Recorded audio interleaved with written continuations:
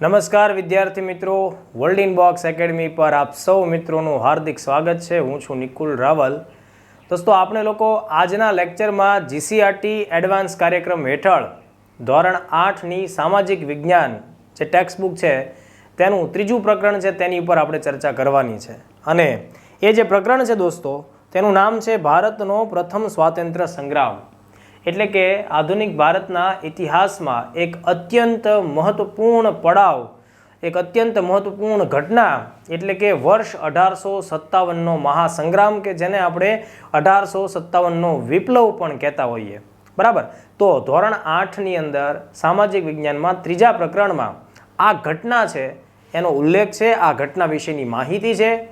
1857નો વિપ્લવ કયા કારણોસર થયો તેની પણ તેમાં ચર્ચા કરવામાં આવેલી છે। તેની સાથે કયા કયા વ્યક્તિઓ કયા કયા સ્થળેથી આ વિપ્લવમાં જોડાયેલા હતા તેનો પણ આપણને અહીંયા ઘણો બધો ઉલ્લેખ થતો જોવા મળશે। એ ઉપરાંત એવા અગત્યના ફેક્ટ્સ કે જે આ પ્રકરણમાં નથી આપેલા તે પણ હું તમારી સમક્ષ રજૂ કરીશ। તો આપણે આજ આ પ્રકરણની શરૂઆત કરીએ તે પહેલાં એક ખૂબ અગત્યની બાબત આપ સૌ સમક્ષ રજૂ કરતા હું ખૂબ આનંદની અને ગૌરવની લાગણી અનુભવું છું। દોસ્તો, તાજેતરમાં જ પીએસઆઈ પરીક્ષાનું એક મેરિટ લિસ્ટ જાહેર થયું છે, જેને આપણે ફાઇનલ રિઝલ્ટ એટલે નથી કહેતા કારણ કે એમાં ઘણા બધા લોકોને ડોક્યુમેન્ટ વેરિફિકેશન માટે બોલાવવામાં આવેલા છે। તેમ છતાં આ પરિણામમાં તમે 1થી 20 નંબરમાં નજર કરશો દોસ્તો, તો તેમાં તમને વર્લ્ડ ઇન બોક્સ એકેડમીના વિદ્યાર્થીઓની ભવ્ય સફળતાઓ તમને જોવા મળશે। દોસ્તો, કહેવાય છે ને કે જગતમાં એમ જ ક્યાં સફળ થવાય છે, મુશ્કેલીઓ અને તકલીફો વગર એમ જ ક્યાં આગળ વધાય છે।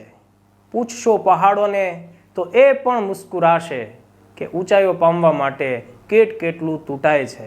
તો દોસ્તો, આવી જ રીતે વર્લ્ડ ઇન બોક્સના એવા વિદ્યાર્થીઓ જેમણે સમગ્ર ગુજરાતમાં ડંકો વગાડ્યો છે એને આપણે અહીંયા યુટ્યુબના માધ્યમથી ફરીથી બિરદાવીએ। સમગ્ર ગુજરાતમાં પ્રથમ ક્રમાંકે આવે છે world in box academy Gandhinagar શાખાના વિદ્યાર્થી ભાઈ શ્રી રાહુલ કુમાર ભગવાનભાઈ ચૌધરી સમગ્ર ગુજરાતમાં પીએસઆઈમાં ટોપર બને છે। રાહુલભાઈને સમગ્ર વર્લ્ડ ઇન બોક્સ પરિવાર તરફથી સહૃદય ખૂબ શુભકામનાઓ। ત્યારબાદ દોસ્તો, ભાઈ અજયરાજસિંહ ભરતસિંહ ઝાલા, જેમનો સમગ્ર ગુજરાતમાં પીએસઆઈ પરીક્ષામાં 4થો નંબર આવે છે, અજયરાજસિંહને પણ ખૂબ શુભકામનાઓ। એવી જ રીતે પ્રમોદ ઘનશ્યામભાઈ બારૈયા, એમનો સમગ્ર ગુજરાતમાં 6થો નંબર આવે છે, તો ભાઈ પ્રમોદભાઈને પણ હૃદયપૂર્વકની શુભકામનાઓ। અને એવી જ રીતે જયકુમાર બળવંતભાઈ રાણીંગા, જે સમગ્ર ગુજરાતમાં 18મા નંબરે આવે છે। દોસ્તો, આ તમામ મિત્રોએ જે કાંઈ પણ ખંતપૂર્વકની મહેનત કરી છે એ બિરદાવાને યોગ્ય છે। અને એટલે જ આ બધા જ લોકો કે જે મધ્યમ વર્ગમાંથી આવે છે, જેમને માતા પિતા નાની મોટી ખેતી મજૂરી જેવા કાર્યો કરે છે, અને એ બધા જ લોકો આમાં સફળ થાય છે। મતલબ એ બધાને પણ તૈયારી દરમિયાન તકલીફો પડી હશે, એમની સામે પણ વિવિધ પ્રકારના પ્રશ્નો પડકારો ઉપસ્થિત થયા હશે, પણ એમણે સતત પોતાના પ્રયત્નને પોતાના લક્ષ્યાંકની દિશામાં આગળ ને આગળ ધપાવ્યો અને એક સમયે અશક્ય લાગતા લક્ષ્યને પણ વીંધી નાખ્યો। તો ગુજરાતભરના તમામ મિત્રો જે આ પરીક્ષામાં ઉત્તીર્ણ થયા છે એ બધાને વર્લ્ડ ઇન બોક્સ શુભકામના પાઠવે છે। અને જે વિદ્યાર્થીઓને ધાર્યું પરિણામ નથી મળ્યું એમને એક જ વાતનો સંદેશ છે દોસ્તો, કે તમે તમારા પ્રયત્નને લગાતાર આગળ વધારો તો ભવિષ્યની પરીક્ષામાં ચોક્કસપણે તમારું પણ નામ સફળતાની શ્રેણીમાં ખૂબ આગળ પડતું હશે। દોસ્તો, સ્પર્ધાત્મક પરીક્ષાની અંદર એક બાબતને તમે લોકો ખાસ ધ્યાનથી સમજી લો, તમે જેવું વિચારશો એવું તમારું પરિણામ છે એ સર્જાશે।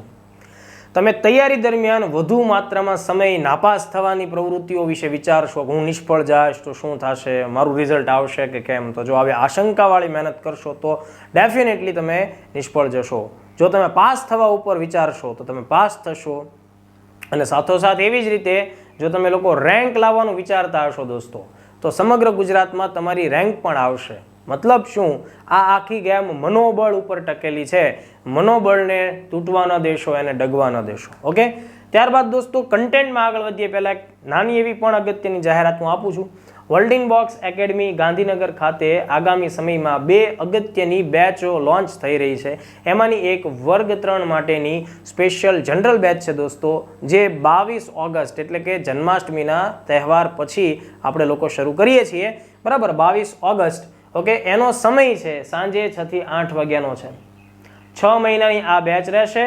જો તમારું એડમિશન 17 ઓગસ્ટ સુધીમાં થાય છે તો તેની ફી છે 20,000 રૂપિયા રહેશે. 18 ઓગસ્ટથી નવી ફીના ધોરણો લાગુ પડી રહ્યા છે, જેની કિંમત 25,000 રૂપિયા થશે. ફીસ વધારવા પાછળનો ઉદ્દેશ એ જ છે કે વર્લ્ડ બોક્સ સતતપણે પરિણામલક્ષી કામ કરે છે અને એની સર્વિસમાં હવે વધારો થઈ રહ્યો છે. તો એ બધા મુદ્દાઓને ધ્યાનમાં રાખીને અમે લોકો આ નિર્ણય કરીએ છીએ. એવી જ રીતે 1 સપ્ટેમ્બર દોસ્તો ખાસ નોંધી લો, 1 સપ્ટેમ્બર 2022થી સવારે 8 થી 10:30 સુધીના સમયમાં સ્પેશિયલ જીપીએસસી ક્લાસ 1-2 માટેની બેચ શરૂ થઈ રહી છે. આ બેચની જે ટોટલ ડ્યુરેશન ટાઈમ છે એ 8 થી 9 મહિના સુધીનો દોસ્તો રહેશે અને તેમાં તમને તમામ વિષયો છે એ ઇન ડેપ્થ ગુજરાતની બેસ્ટ ફેકલ્ટી ટીમ દ્વારા અભ્યાસ કરવામાં આવશે. આ બેચ છે એમાં પણ જો તમે લોકો 17 ઓગસ્ટ સુધીમાં તમારું એડમિશન મેળવો છો તો એની ફીસ 30,000 રૂપિયા ભરવાપાત્ર થશે. નવી ફીઝના ધારાધોરણ 18 ઓગસ્ટથી લાગુ થશે, જેની ફીસ છે 35,000 રૂપિયા. ઓકે, હવે આપણે ડાયરેક્ટ આપણા કન્ટેન્ટ ઉપર ફોકસ કરીએ છીએ. 1857ના સંગ્રામના કારણો. ત્રીજા ચેપ્ટરની અંદર દોસ્તો કન્ટેન્ટ શરૂ થાય છે આ મુદ્દાથી.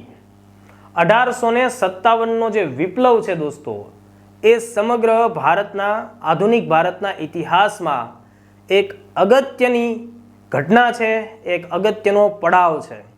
અહીંયાથી ભારતીય ઇતિહાસમાં એક નવો વળાંક આપણને જોવા મળે છે. દોસ્તો, ભારતમાં ઈસ્ટ ઇન્ડિયા કંપની એક વેપારી કંપની તરીકે ભારતમાં પોતાની કારકિર્દીને શરૂ કરે છે. વેપારની પ્રવૃત્તિઓમાં આગળ વધતા વધતા એ લોકો સશસ્ત્ર લડાઈ અને સંઘર્ષમાં પણ એમને ફરજ પડે છે અને એમાં જોતરાય છે અથવા તો એમાં જોડાય છે. પ્લાસીની અગત્યની લડાઈ 1757, બક્સરની લડાઈ 1764. તો આ બક્સરની લડાઈ પછી બંગાળ જેવા સમૃદ્ધ પ્રાંતમાં કેવી રીતે અંગ્રેજોએ પોતાની રાજકીય સત્તાઓને સ્થાપી, આ બાબત વિશે આપણે અગાઉના પહેલા લેક્ચરમાં ખૂબ વિસ્તારપૂર્વક ચર્ચા કરી ચૂક્યા છીએ. એટલે અત્યારે ફરીથી એ ચર્ચાઓને હું રિપીટ નથી કરતો. જે મિત્રોએ આગળના 2 લેક્ચર્સ નથી જોયા, અમને ખાસ એક રિક્વેસ્ટ છે કે આ લેક્ચરને સમજવામાં તમને ઘણી સરળતા રહેશે જો તમે લોકો આગળના લેક્ચર્સને વ્યવસ્થિત રીતે જોઈ લેશો. હવે જુઓ, 1857ની આ જે ઘટના છે દોસ્તો, એને આપણે એમ સમજવાનું છે કે ભારતમાં ઈસ્ટ ઇન્ડિયા કંપની, મેં હમણાં જ વાત કરી એમ વેપારી કંપની, જે ભારતની અંદર પોલિટિકલ પાવરમાં આવે છે, રાજકીય સત્તામાં આવે છે, એનો જે સમયગાળો છે એ જનરલી આપણે પ્લાસીની લડાઈ 1757થી શરૂ થાય છે માનીએ છીએ. 1764 બક્સરની લડાઈ પછી 1765થી તો સીધું જે લોકો પોતાના હાથમાં પ્રશાસન મેળવે છે અને પછી ધીમે ધીમે એનો વિસ્તાર થાય છે.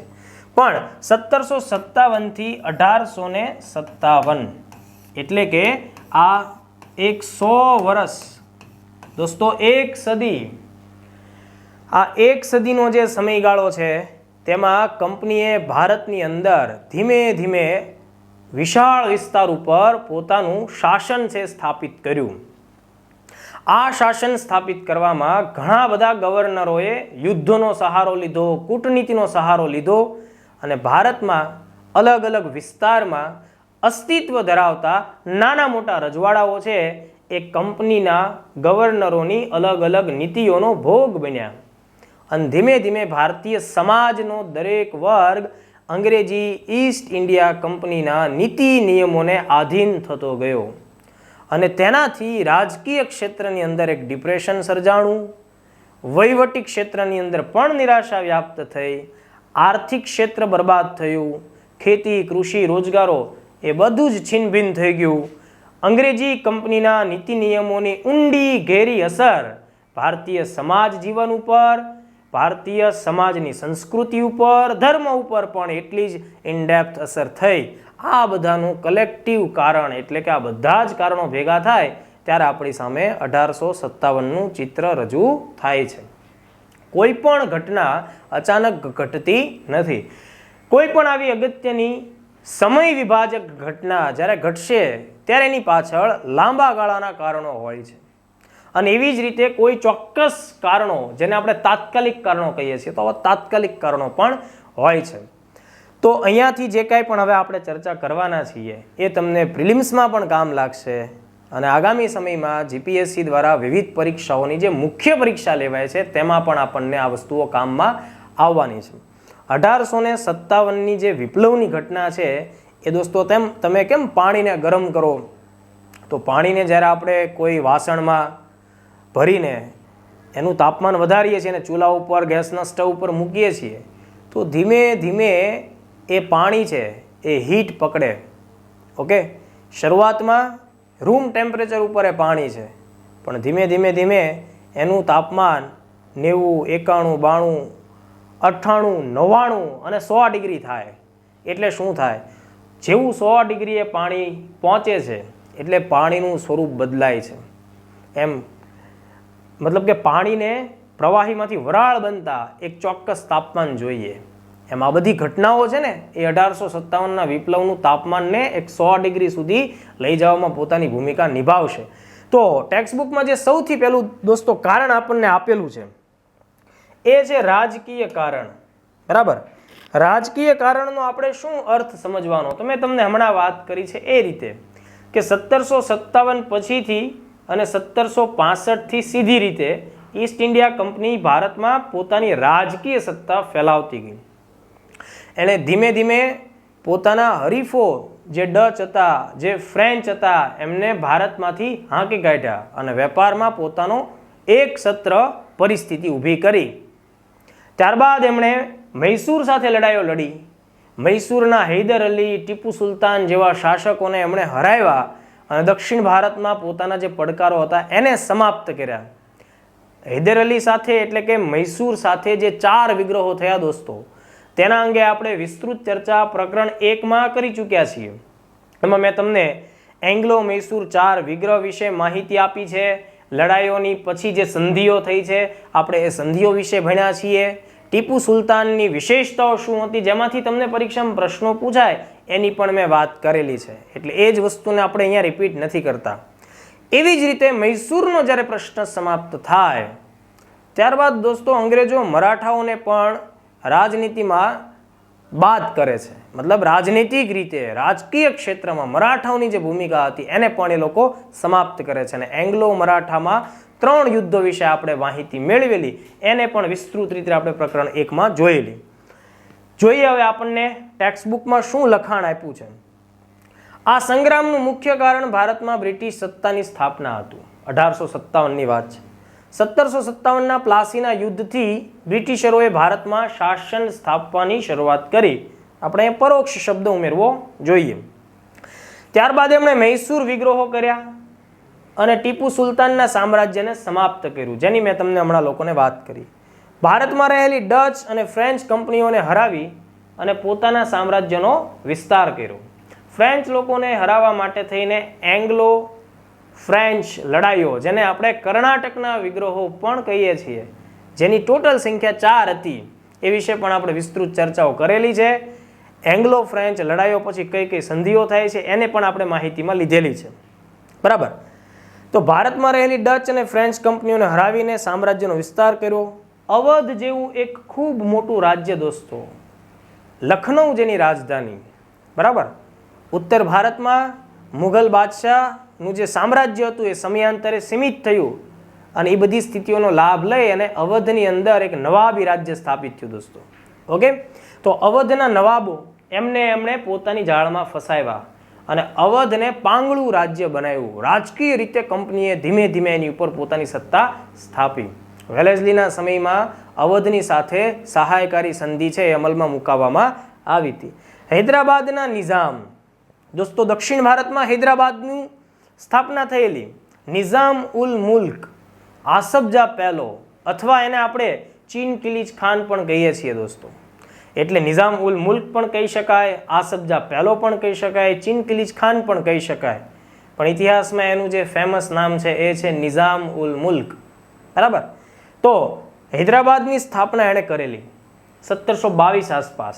આ હૈદરાબાદ દક્ષિણ ભારતની રાજનીતિને પ્રભાવિત કરનારું એક અગત્યનું રાજ્ય હતું, પણ સમય સાથે જ્યારે એનો સ્થાપક મૂળ નિઝામ એ જ્યારે મૃત્યુ પામે અને એના નબળા વારસદારો આવે છે ત્યારે એમની પરિસ્થિતિનો પૂરો લાભ ઉઠાવે છે અને કંપની હૈદરાબાદને પણ પોતાના સિકંજમાં, પોતાના કબજાની અંદર રાખે છે.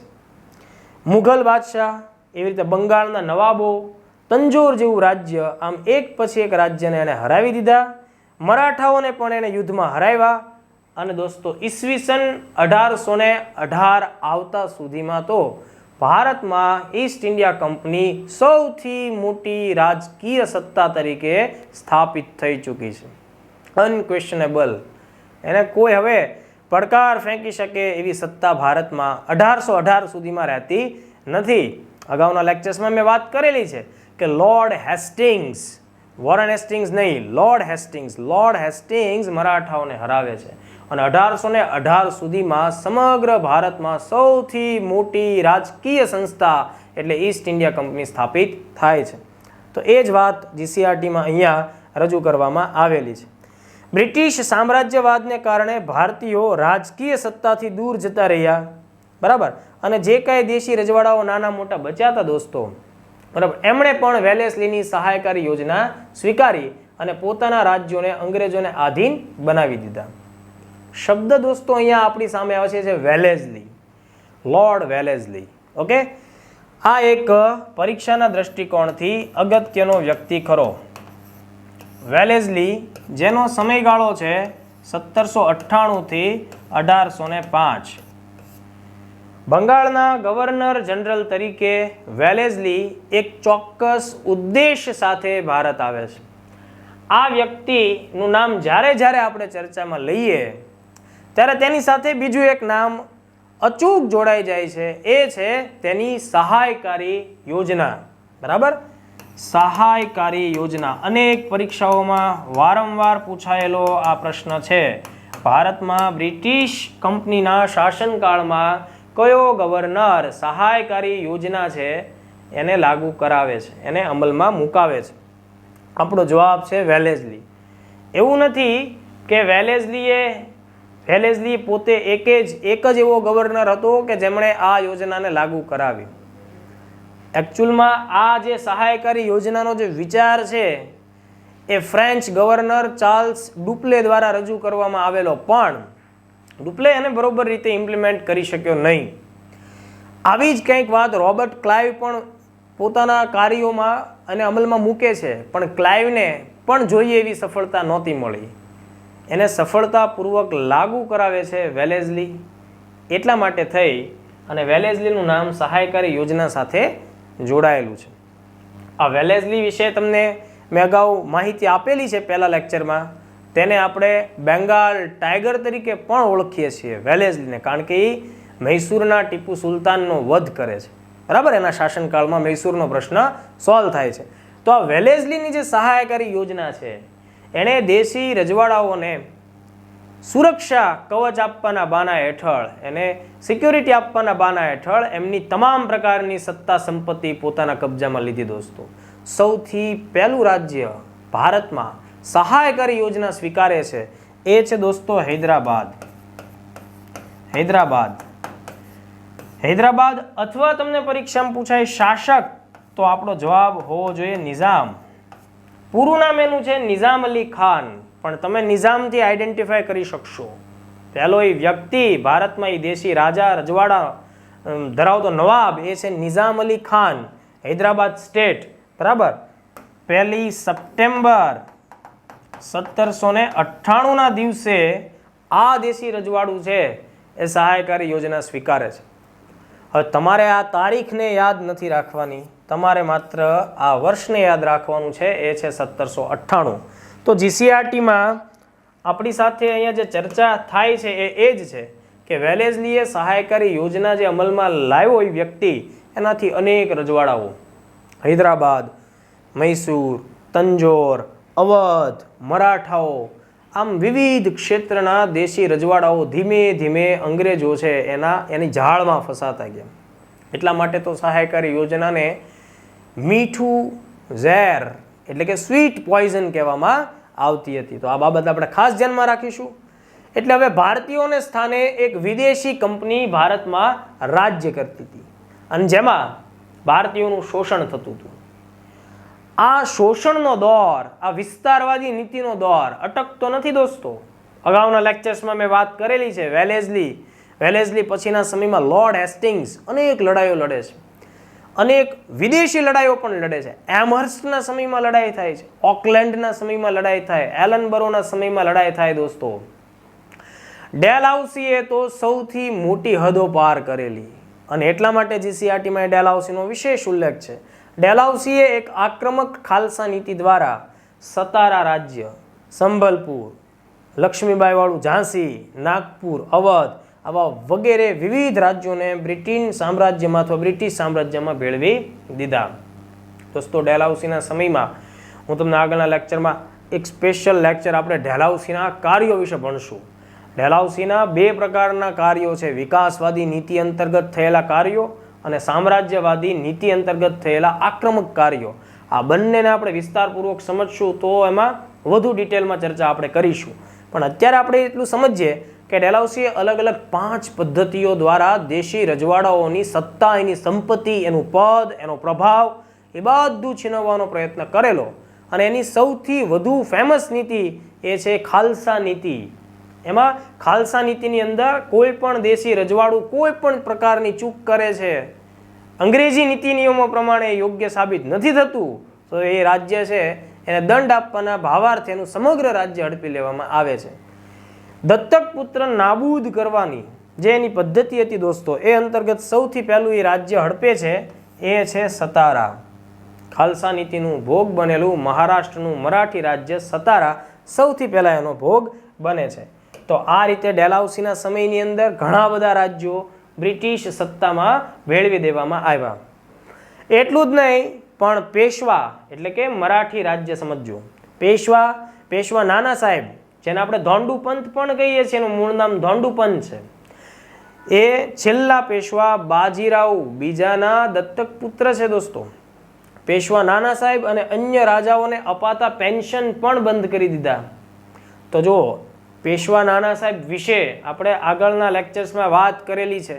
ઓકે, એટલે એ લેક્ચર જોશો એટલે આખી સ્ટોરી છે એ તમને સમજમાં આવશે. તો જે દેશી રજવાડાઓને ભૂતકાળની અંદર અંગ્રેજોએ એટલે કે કંપનીએ જે કાંઈ પણ વિવિધ પ્રકારના કરારો દ્વારા, સમજૂતીઓ દ્વારા કોઈ ચોક્કસ પ્રકારનું ટાઇટલ પોતાના નામની આગળ પાછળ લગાડવાની એને જે અનુમતિ હતી એ રદ કરી દીધી ડેલહાઉસીના સમયમાં, એટલે કે એનું પદ કેન્સલ થઈ ગયું. બીજું, કંપનીએ નક્કી કરેલા પ્રમાણે જે સમજૂતીઓ પ્રમાણે જે એને પેન્શન અપાતું હતું એ પેન્શન પણ બંધ કરી દીધું. તો એના લીધે દેશી રજવાડાઓ ખૂબ દુઃખી થયા દોસ્તો, એમને તકલીફ પડી અને હવે એમને આ અંગ્રેજી રાજ્ય છે એ આંખમાં કણાની માફક સતતપણે ખૂંચવા લાગ્યું. બીજું, ડેલહાઉસીના સમયમાં ઇનામ કમિશનની રચના કરી અને જાગીરદારો પાસે રહેલી જાગીરની જમીન જાયદાદ, એનો સામાજિક મોભો એ પણ છીનવવાનો પ્રયત્ન કરવામાં આવ્યો દોસ્તો. તો એ પણ બાબત અહીંયા આપણને જોવા મળે છે. અનેક જમીનદારોની જમીનો જપ્ત કરી અને પરિણામે આ બધાનો રોષ છે એ આ સંગ્રામનું કારણ બન્યું. તો દોસ્તો એક બાબત સમજી લ્યો કે 1857ની વિપ્લવની ઘટનામાં એવા મોટાભાગના રજવાડાઓ સામેલ થયા જેમને કેટલાક દાયકાઓથી ઈસ્ટ ઇન્ડિયા કંપનીની વિવિધ નીતિઓને લીધે પોતે કંઈક ને કંઈક ભોગવવાનું થયું છે, પોતાની સત્તા કંઈક ને કંઈક તૂટી છે, પોતાની સંપત્તિ છીનવાણી છે, પોતાનો સામાજિક રૂતબો, પ્રભાવ, પોતાનું પદ, પોતાની ગરિમા, એવા તમામ દેશી રજવાડાઓની અંદર જુનૂન જાગશે અને બધા જ 1857ની આ આગની અંદર પોતાની આહુતિને આગળ વધારશે. તો જેમ મહત્વ આ રાજકીય કારણનું છે એવું જ મહત્વ 1857ના સંગ્રામ પાછળ વહીવટી કારણનું છે. તો દોસ્તો એક વસ્તુ સમજો, ઈસ્ટ ઇન્ડિયા કંપનીએ પોતાનું જે રાજ્ય સ્થાપ્યું, આ વહીવટના સંચાલન માટે તેમણે ભારતીયોને મોટા ભાગે અયોગ્ય વ્યક્તિઓ સમજ્યા, પ્રશાસનમાં એમને સ્થાન ન આપ્યું. ઊંચા કંપનીના જે પદો હતા એ બધા અંગ્રેજોએ પોતાની પાસે રાખ્યા હતા. અને સામાન્ય કક્ષાના જે પદો છે એ જ ભારતીયોને સોંપ્યા હતા. બીજું દોસ્તો, આ જે અંગ્રેજી પ્રશાસન છે એ પ્રજાવત્સલ પ્રશાસન હતું નહીં. જો કદાચ એવું હોત કે જેમાં લોકોની જરૂરિયાતોને ધ્યાનમાં રાખવામાં આવી હોત, એની તકલીફોને સમજવામાં આવી હોત અને એમની પીડાઓને દૂર કરવા આ જો અંગ્રેજી પ્રશાસને અથવા અંગ્રેજી વહીવટે કોઈ કોશિશ કરી હોત તો આ વિપ્લવ જેવું કશું આપણી સામે આવે જ નહીં. પણ અંગ્રેજી વહીવટનું જે ઉદ્દેશ છે એ ભારતનું શોષણ કરી ભારતના જે સંસાધનો છે એના માધ્યમથી ઇંગ્લેન્ડની સમૃદ્ધિ વધારવાનો હતો. અને એટલા કારણોસર આ વહીવટી બાબતો પણ આ વિપ્લવને પ્રોત્સાહન આપે છે. તો ટેક્સ્ટ બુકમાં શું લખાણ છે એની તરફ આપણે આગળ વધીએ. કંપનીના વહીવટી તંત્રમાં ભારતીયોને કોઈ સ્થાન હતું નહીં. મતલબ નાની એવી મજૂરી ટાઈપની જે કામગીરી છે એ બધામાં ભારતીયોને આગળ ધરવામાં આવતા હતા, પણ હોદ્દો કે જ્યાંથી નિર્ણયો થઈ શકે ઊંચા પદો ભારતીયોને આપવામાં આવતા નહોતા. ઉચ્ચ સ્થાનો પર માત્ર અંગ્રેજ અધિકારીઓની જ નિમણૂક કરવામાં આવતી હતી. વળી અંગ્રેજોની વહીવટી વ્યવસ્થા લોકો માટે પીડાદાયક હતી. જે આપણે હમણાં વાત કરી એમ કે બળજબરી કર વસૂલવો, વિવિધ પ્રકારના કરો લાગુ કરવા, લોકો કર ભરી શકે છે તેવી સ્થિતિ છે કે નથી એ વાતનો કોઈ અંદાજો ન લગાડવો અને બસ પોતાની કર વસૂલવાની હઠાગ્રહ છે એને જાળવી રાખવો. આ બધા કારણો તેમણે સામાન્ય અને ગરીબ વર્ગ ઉપર પણ ભારે એવા કરવેરા નાખ્યા હતા. દોસ્તો, મીઠાના ઉપયોગ ઉપર એ કર લાગતો હતો એ સમયમાં. અને આપણે જોશું ગાંધીજીના સમયમાં વિવિધ પ્રકારના કરોને નાબૂદી માટે થઈ સવિનય કાનૂન ભંગ જેવા અભિયાનો આપણને 1930માં જોવા મળશે જ. ઓકે, ખેડૂતો પાસેથી કડક રીતે મહેસૂલની ઉઘરાણી કરવામાં આવતી હતી. અંગ્રેજી શાસનકાળમાં આપણે આગળના બીજા લેક્ચરમાં એક અગત્યનો મુદ્દો ધ્યાનમાં લીધેલો છે, જેમાંથી આપણે કાયમી જમાબંધી સિસ્ટમ કોને કહેવાય એની માહિતી મેળવી હતી. રૈયતવાળી પદ્ધતિ, મહાલવાળી પદ્ધતિ, એનું આખું કેવી રીતે કામ થતું, માળખું હતું, એને પણ આપણે ડિટેલમાં સમજેલું છે. તો એ લેક્ચર જોશો એટલે ખ્યાલ આવશે કે ભારતની અંદર રેવન્યુ સિસ્ટમ લાગુ કરવામાં આવી હતી, બરાબર, અને એવી જ રીતે કડકાઈથી કર પણ વસૂલવામાં આવતા હતા. તો ખેડૂતો એટલે પરેશાન હતા કારણ કે વહીવટ એમની કોઈ સમસ્યા સમજતું નથી. વરસાદ પડ્યો ન પડ્યો, અતિવૃષ્ટિ થઈ, અનાવૃષ્ટિ થઈ, છતાં પણ આ લોકોની કરની માંગણી અને એનું માંગણું તો ઊભું જ રહેતું હતું. આ બધા પ્રશ્નો હતા. ન્યાયતંત્ર અત્યંત ખર્ચાળ હતું અને પોલીસ તંત્ર નિષ્ક્રિય હતું. ભારતીય કર્મચારી અને અંગ્રેજ કર્મચારીના પગારમાં પણ ખૂબ મોટો તફાવત હતો. એટલે જે નાની મોટી કામગીરીમાં ભારતીયોનો સમાવેશ થતો હતો એમાં પણ ભેદભાવની નીતિ રાખવામાં આવતી હતી. એમાં પણ એવા નિયમો બનાવવામાં આવતા હતા કે જેનાથી ભારતીય કર્મચારીઓનું શોષણ થાય. એ શોષણ સામાજિક લેવલનું પણ થાય, સાંસ્કૃતિક લેવલનું પણ થાય. અને અહીંયા જેમ સ્પષ્ટ લખ્યું છે કે એમના પગારમાં પણ મોટો તફાવત હતો, એટલે આર્થિક શોષણ પણ થતું હતું. આપણે અગાઉના લેક્ચરમાં વાત કરેલી છે. કોર્નવોલિસે ભારતની અંદર ન્યાયતંત્રનું માળખું સુધાર્યું હતું. વોરન હેસ્ટિંગ્સે ભારતમાં ન્યાયતંત્રની શરૂઆત કરાવેલી અંગ્રેજી કાળમાં. આ બંનેના સમયમાં આપણે ન્યાયતંત્રનો વિકાસ જોયો, પણ એ ન્યાયતંત્રમાં અંગ્રેજી કાયદાઓ, એની ભાષાઓ, એની પ્રોસિજર, એના લીધે આ ગરીબ અભણ વર્ગ છે એ કેવી રીતે ન્યાય મેળવી શકેલી પ્રક્રિયા ખૂબ લેન્ધી અને જટિલ થઈ ચૂકી હતી. એટલે એ બધાને લીધે ન્યાય મળવો ઘણો બધો મુશ્કેલ હતો. દોસ્તો, કોર્નવોલિસની વિચારધારા એવી હતી, એણે તો બધા ભારતીયોને ભ્રષ્ટ પણ કીધા હતા કે ભાઈ ભારતીયો વહીવટને યોગ્ય નથી, ભારતીયો ભ્રષ્ટાચારમાં માનવાવાળા માણસ છે. એટલે એની વિચારધારા તમે સમજો કે આ પ્રકારની બાબત હતી. એટલે આ બધા કારણો પણ વહીવટી અક્ષમતાઓને દર્શાવે છે. તેવી જ રીતે 1857ના વિપ્લવને પ્રોત્સાહન આપવામાં અથવા આ ઘટના આગળ વધી તેની પાછળ જેમ રાજકીય કારણો છે, જેવી રીતે વહીવટી કારણો છે, એવી જ રીતે આપણી સામે આવે છે એ છે આર્થિક કારણો. દોસ્તો, કંપનીનું શાસન ભારતના ખૂણે ખૂણે ફેલાઈ રહ્યું હતું.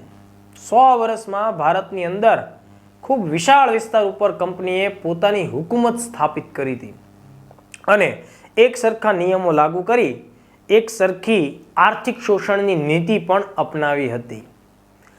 ભારતમાં અંગ્રેજી કંપનીના શાસનકાળની ખૂબ ઊંડી વિપરીત અસર, નકારાત્મક અસર ભારતીય કૃષિ ઉપર થયેલી. દોસ્તો, કૃષિની આખી પ્રકૃતિ બદલવામાં આવી. ભારત એક સમયે સોનાની ચીડિયા ગણાતું, અનાજનો ભંડાર ગણાતું, દુનિયાભરને અનાજ પૂરું પાડી શકવાની ક્ષમતા ધરાવતું ભારત અંગ્રેજી કંપની શાસન કાળમાં દુષ્કાળનું કેન્દ્ર બિંદુ બન્યું. દુષ્કાળ એટલે અનાજની જરૂરિયાત છે પણ અનાજ નથી. મતલબ શું? ખેતીનું સ્વરૂપ બદલવામાં આવ્યું.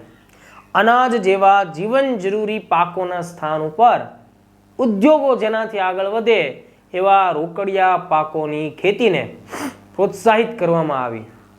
પ્રોત્સાહિત તો શું, ફરજ પાડવામાં આવી કે ફરજિયાત એવી ખેતી કરો.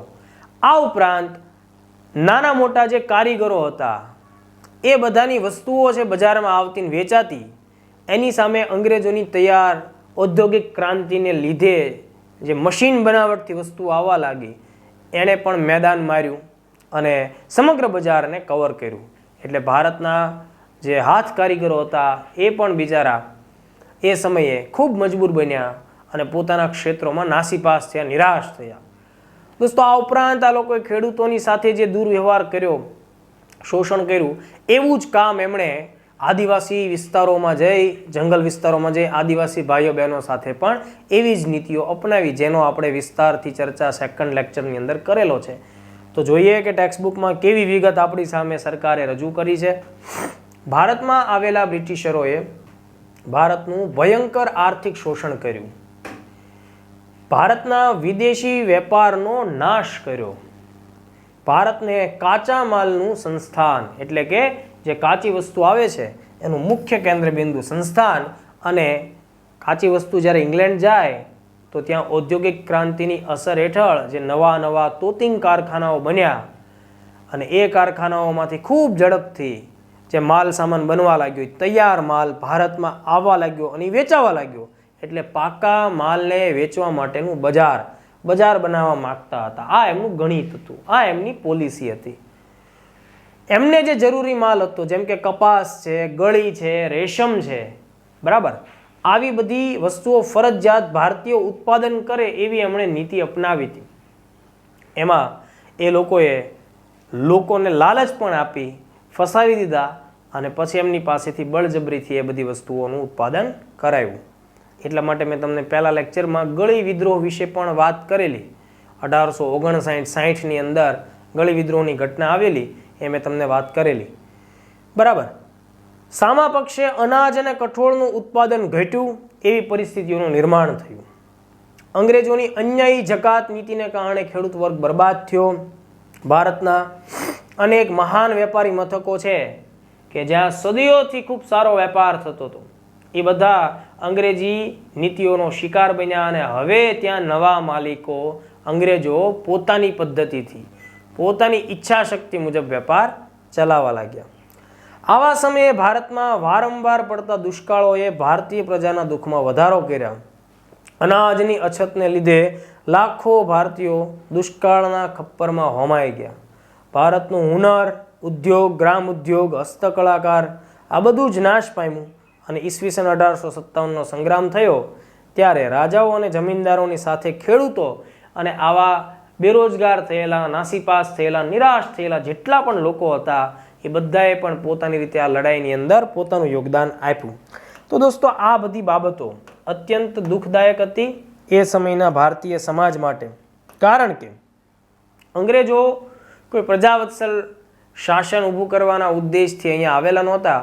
એમનો ઉદ્દેશ બહુ સ્પષ્ટ હતો, આર્થિક નફો, આર્થિક લાભ, અને એના માટે થઈને એમણે માનવતાને સાવ નિમ્ન કક્ષાની અવસ્થાએ પહોંચાડી દીધી હતી.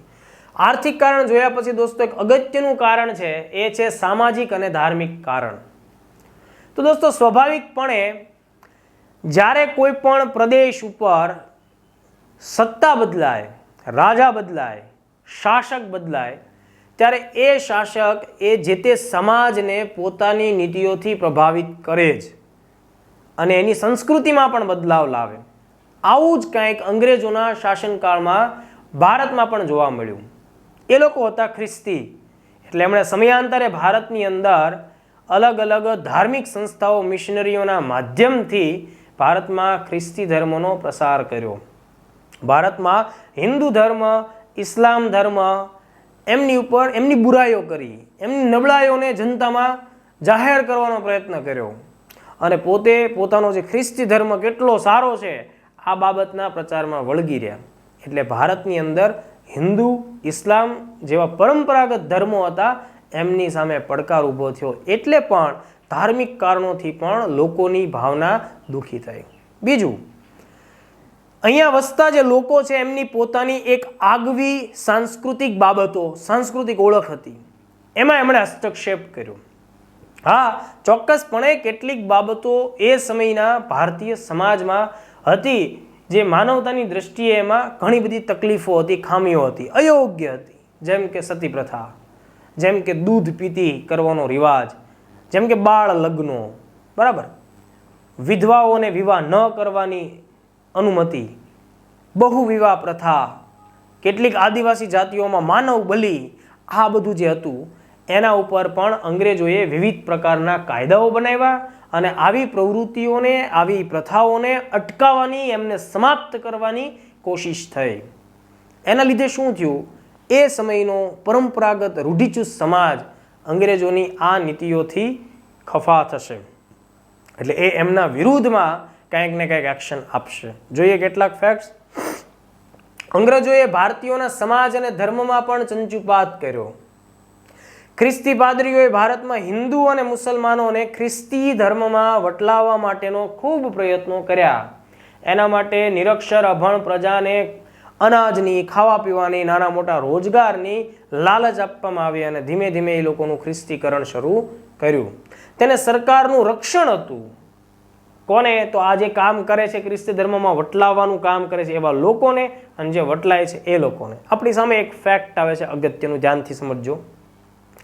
ઈસવીસન 1850માં અંગ્રેજોએ એક કાયદો કર્યો જે હિન્દુ કે મુસ્લિમ ખ્રિસ્તી થયા હોય એમને પૈતૃક મિલકતમાં હિસ્સો મળી શકે એમ ઠેર્યું.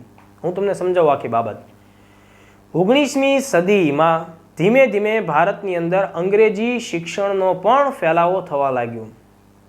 1813ના ચાર્ટર એક્ટમાં ભારતમાં શિક્ષણ પાછળ દર વર્ષે કંપની 1 લાખ રૂપિયા ખર્ચ કરશે આવી જોગવાઈ કરવામાં આવેલી. એ જ 1813ના ચાર્ટરની અંદર ભારતમાં ખ્રિસ્તી ધર્મની પ્રવૃત્તિઓને પણ પ્રોત્સાહન મળે એવી પણ જોગવાઈઓ હતી દોસ્તો. 1833 એટલે કે વિલિયમ બેન્ટિંગના સમયની અંદર પણ આપણને ખ્યાલ છે કે અંગ્રેજી શિક્ષણનો ફેલાવો થાય એટલા માટે થઈને નક્કર પગલાઓ લેવામાં આવેલા. જેમ જેમ એજ્યુકેશન ફેલાતું ગયું તેમ તેમ ખ્રિસ્તી સમાજની પદ્ધતિઓ, ખ્રિસ્તી ધર્મની પદ્ધતિઓ પણ ભારતીય સમાજ ઉપર, યુવા વર્ગ ઉપર લાગુ થતી ગઈ. અને ધીમે ધીમે ભારતના હિન્દુ યુવાનો, મુસ્લિમ યુવાનો આ અંગ્રેજી ખ્રિસ્તી પ્રોફેસરોના પ્રભાવમાં, ઉપરાંત અંગ્રેજી સાહિત્ય જે ભારતમાં શરૂ થયું, અંગ્રેજી સાહિત્ય ભણાવવાનું જે શરૂ થયું, તો એ ઉદારવાદી જે સાહિત્ય હતું એની પણ ભારતીય સમાજ ઉપર અસર થઈ. લોકો અંગ્રેજી નવલકથાઓ અને એ બધું સાહિત્ય વાંચી વાંચીને એમના સમાજ તરફ આકર્ષિત થયા. એ બધા લોકો ધીમે ધીમે આ પદ્ધતિને અપનાવવા લાગ્યા અને ધીમે ધીમે ખ્રિસ્તી થવા લાગ્યા દોસ્તો. એટલે ઘણીવાર અમે ક્લાસમાં ચર્ચા કરીએ કે ભાઈનું નામ હોય પોપટ, પણ એ પોપટલાલ 2 વર્ષ અંગ્રેજી મિશનરીઓના સંપર્કમાં આવે એટલે એ પોપટલાલમાંથી થઈ જાય પીટરસન, મતલબ ખ્રિસ્તી ધર્મ અંગીકાર કરે. હવે એની શું અસર થાય સમજો. માનો કે જે વ્યક્તિ પોતે પોતાનો ધર્મ છોડે છે, મૂળ ધર્મ હિન્દુ હોય અથવા મુસ્લિમ, નવો ધર્મ અપનાવે છે ખ્રિસ્તી ધર્મ, તો તમે શું માનો છો એ સમયનો સમાજ એ વ્યક્તિને એક્સેપ્ટ કરશે, સ્વીકારશે? તો જવાબ છે નહીં, તેનો વિરોધ થશે. સૌથી વધુ વિરોધ એમનું પરિવાર પોતે કરશે અને એમને પોતાના પરિવારમાંથી દૂર કરશે, બરતરફ કરશે, એને બાકાત કરશે અને જાહેર કરશે કે એ પરિવારની કોઈ પ્રકારની સંપત્તિમાં આ જે તે વ્યક્તિ છે એનો હવેથી કોઈ પ્રકારનો હક હિસ્સો રહેશે નહીં. તો હવે આવા બધા લોકોએ ફરિયાદ કરી સરકારને કે ભાઈ જો અમે ખ્રિસ્તી થયા, અમે તમારા સામાજિક રીતિ રિવાજો તરફ આગળ વધ્યા તો એના લીધે અમે સંપત્તિથી, અમારા મિલકત જાયદાદથી વંચિત થયા. એટલા માટે થઈને સરકારે શું નિયમ બનાવ્યો? 1850માં, ખાસ ધ્યાન રાખજો, 1850, આ એક અગત્યનું ફેક્ટ છે દોસ્તો.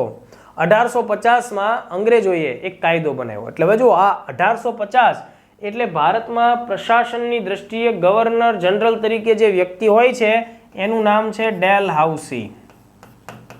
ડેલહાઉસીના સમયમાં એક કાયદો બને છે 1850માં, જેને કહેવાય છે religious disability act. Religious disability act 1850.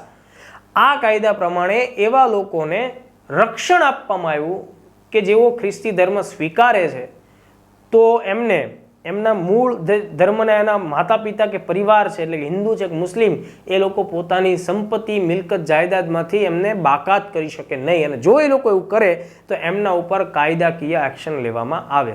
તો હવે આ કાયદો આવ્યો દોસ્તો. આ કાયદાને લીધે પણ સમાજનો એક ચોક્કસ વર્ગ ભડકશે અને કંપનીના આ કાયદાનો વિરોધ કરશે.